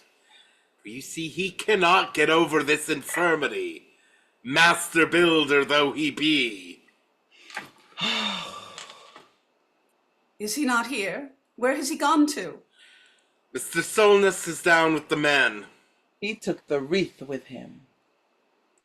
Oh, took the wreath with him? Oh, God. God, Brovik, you must go down to him. Get him to come back here. Shall I say you want to speak to him, Mrs. Solness? Yes, do. No, don't say I want anything. You can say that somebody is here, that he must come at once. Good. I will do so, Mrs. Solness. Oh, Miss Vangle, you can't think how anxious I feel about him. Is there anything in this to be terribly frightened about? Oh, yes. Surely you can understand that. Just think, if he were really to do it, if he should take it into his head to climb up the scaffolding. Do you think he will? Oh, no one can ever tell what he might take into his head. I am afraid there is nothing he mightn't think of doing. Aha! Perhaps you too think he is, well... Oh, I don't know what to think about him now. The doctor's been telling me all sorts of things, and putting it all together with several things I have heard him say. Is he not coming soon? Yes, I think so. I have sent for him at any rate. I am afraid you will have to go on, my dear lady. Oh, no, no, no. I shall stay out here and wait for Mr. Halbert. But some ladies have just come to call on you. Oh, good heavens, that too. And just at this moment? They say they positively must see the ceremony. Well, I suppose I must go to them after all. It is my duty. Can't you ask the ladies to go away? No, no, that would never do. Now that they are here, it is my duty to see them. But do you stay out here in the meantime and receive him when he comes? And try to occupy his attention as long as possible. Yes, do that, dear Miss Vangle. Keep as firm hold of him as ever you can. Would it not be best for you to do that? Yes, God knows that is my duty. But when one has so many duties in so many directions, There he's coming. and I have to go in. Don't say anything about my being here. Oh no, I dare say I shall find something else to talk to Mr. Solness about. And be sure to keep a firm hold of him. I believe you can do it best.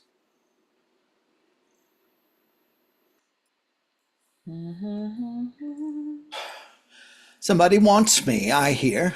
Yes, it is I, Mr. Solness. Oh, is it you, Hilda? I was afraid it might be Alina or the doctor. You are very easily frightened, it seems. Do you think so? Yes. People say that you're afraid to climb about on the scaffoldings, you know. Well, that is quite a special thing. Then is it true that you're afraid to do it? Yes, I am. Afraid of falling down and killing yourself? No, not of that. Of what, then? I am afraid of retribution, Hilda. Of retribution? I don't understand that. Sit down. I will tell you something. Yes, do. At once. You know that I began by building churches. I know that very well. For, you see, I came as a boy from a pious home in the country, and so it seemed to me that this church building was the noblest task I could set myself. Yes, yes.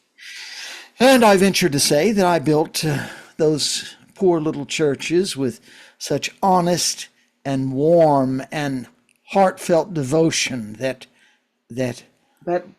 Well? well, that I think that he ought to have been pleased with me. He. What he? He who was to have the churches, of course. He to whose honor and glory they were dedicated. Oh, indeed. But are you certain, then, that he was not pleased with you? He pleased with me. How can you talk so, Hilda? He who gave the troll in me leave to lord it just as it pleased. He who bade them be at hand to serve me both day and night. All these. Oh, devils. Yes, of both kinds. Oh no, he made me feel clearly enough that he was not pleased with me. You see, that was really the reason why he made the old house burn down. Was that why? Yes, but you understand. He wanted to give me the chance of becoming an accomplished master in my own sphere, so that I might build all the more glorious churches for him. At first I did not understand what he was driving at, but all of a sudden it flashed upon me. When was that? It was when I was building the church tower up in Zanger. I thought so.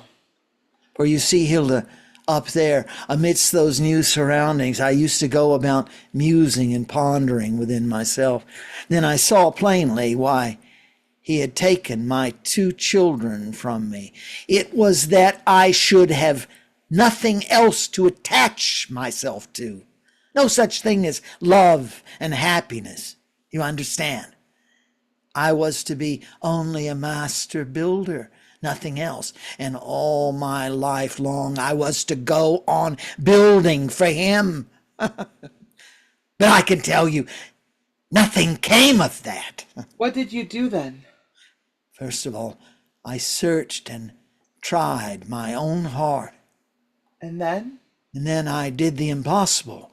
I, no less than he. The impossible? I had never before been able to climb up to a great free height, but that day I did it. Yes. Yes, you did. And when I stood there, high over everything, I was hanging the wreath over the vane. I said to him, "Hear me now, thou mighty one. From this day forward, I will be a free builder. I too, in my sphere, just as thou in thine. I will never more build churches for thee, only homes for human beings." That was the song that I heard through the air. But afterwards, his turn came. What do you mean by that?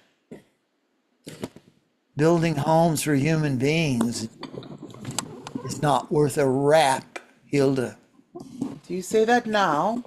Yes, but now I see it.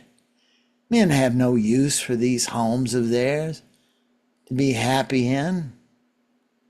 And I should not have had any use for such a home if I'd had one. See, that is the upshot of this whole affair. However far back I look, nothing really built, nor anything sacrificed for the chance of building. Nothing. Nothing. The whole is nothing. Then you will never build anything more? Oh, on the contrary, I am just going to begin. What then? What will you build? Tell me at once! I believe there is only one possible dwelling place for human happiness, and that is what I am going to build now. Mr. Solness, you mean our castles in the air? The castles in the air. Yes, I am afraid you would turn dizzy before we got halfway up. not if I can mount hand in hand with you, Hilda. Only with me? Will there be no others of the party? Who else should there be? Oh, that girl, that Kaya at the desk? Poor thing. Don't you want to take her with you too? Oh, was it about her that Alina was talking to you? Is it so or is it not? I will not answer such a question. You must believe in me, wholly and entirely. All these 10 years I have believed in you so utterly, so utterly. You must go on believing in me. Then let me see you stand free and high up. Oh, Hilda, it is not every day that I can do that. I will have you do it. I will have it. Just once more, Mr. Solness, do the impossible once again. If I try it, Hilda, I will stand up there and talk to him as I did that time before. What will you say to him? I will say to him, "Hear me, mighty Lord. Thou mayst judge me as seems best to thee, but hereafter I will build nothing but the loveliest thing in the world. Yes, yes, yes. Build it together with my princess, whom I love." Oh, yes. Tell him that. Tell him that. Yes, and then I will say to him, "Now I shall go down and throw my arms round her and kiss her." Yes, many times. Say that. Many, many times. I will say it. And then? Then I will wave my hat and come down to earth and do as I said to him. Oh, now I see you again as I did when there was the song in the air. How have you become what you are, Hilda? How have you made me what I am? The princess shall have her castle. Oh! Mr. Solness! My lovely, lovely castle. Our castle. In the air. On a firm foundation.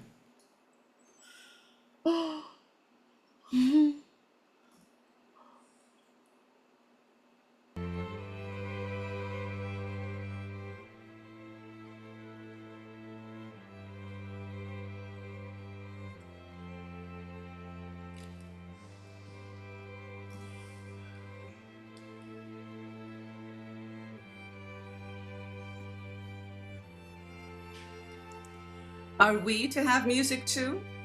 Yes, it's the band of the Masons Union. The foreman asked me to tell you that he is ready now to go up with the wreath. Good. I will go down to him myself. What have you to do down there, Halvard? I must be down below with the men. Yes. Yes, down below. And only down below. That is where I always stand on every occasion.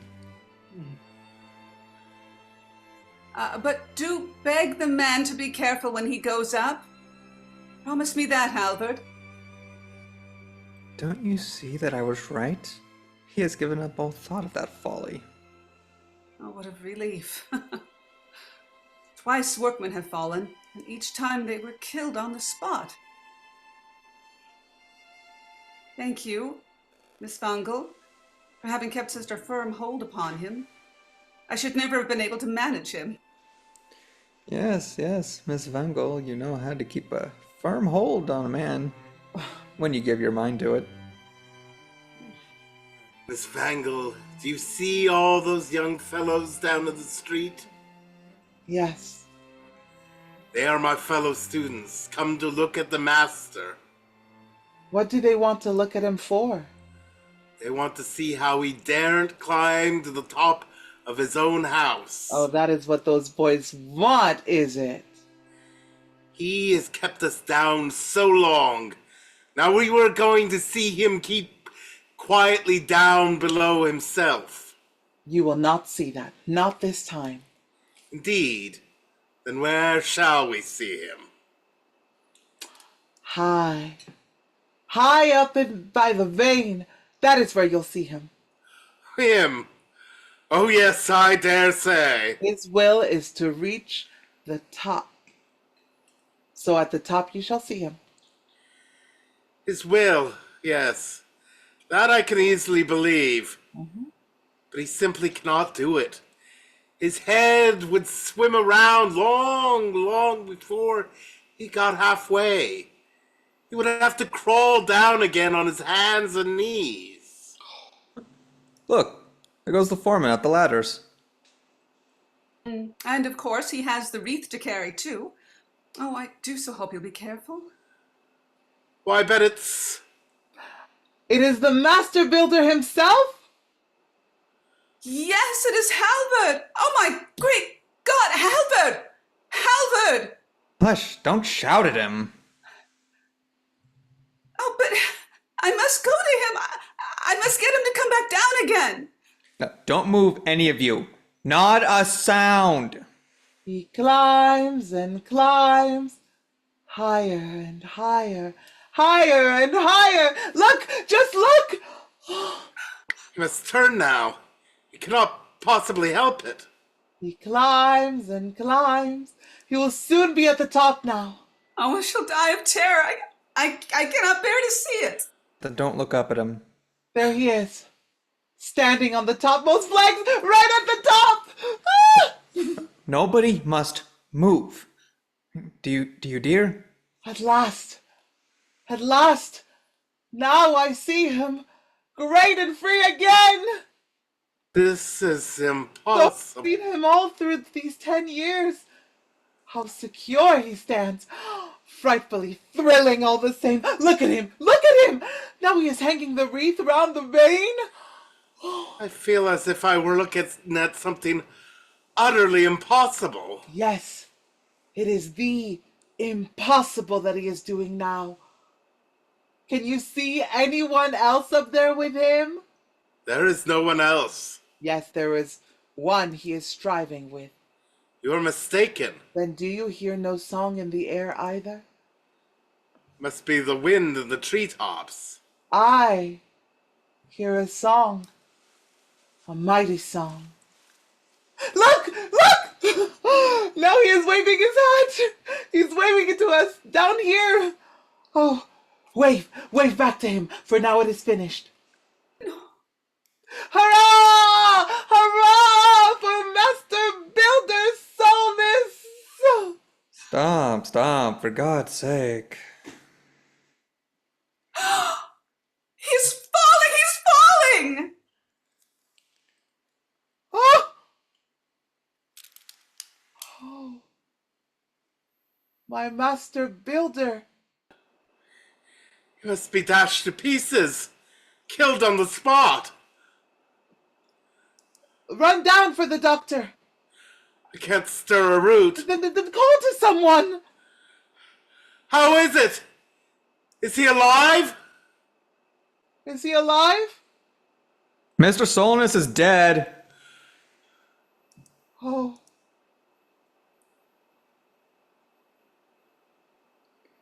The head's all crushed. He fell right into the quarry. I can't see him up there now.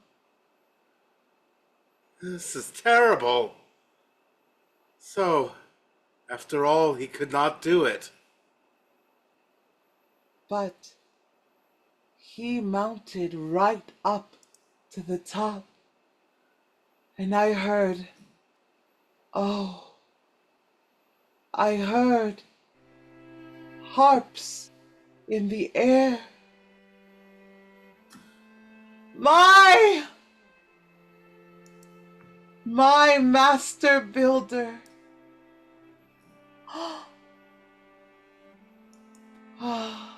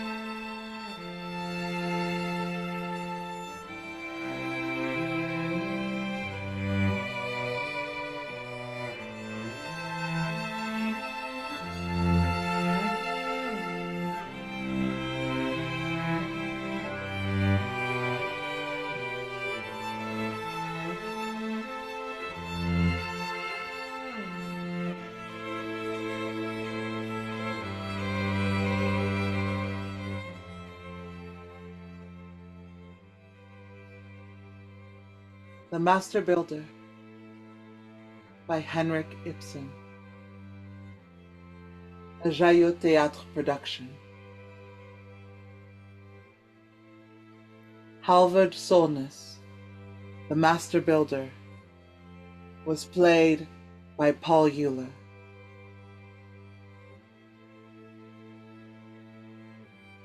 Alina Solness, his wife, was played by Marcia French. Dr. Herdel was played by Hayden Lummis. Knut Brody was played by Henry Graham Murray. Ragnar Brovik was played by Kealoha Peterson.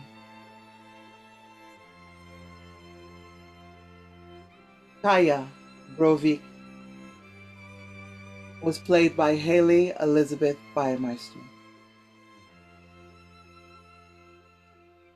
And Hilda Wangel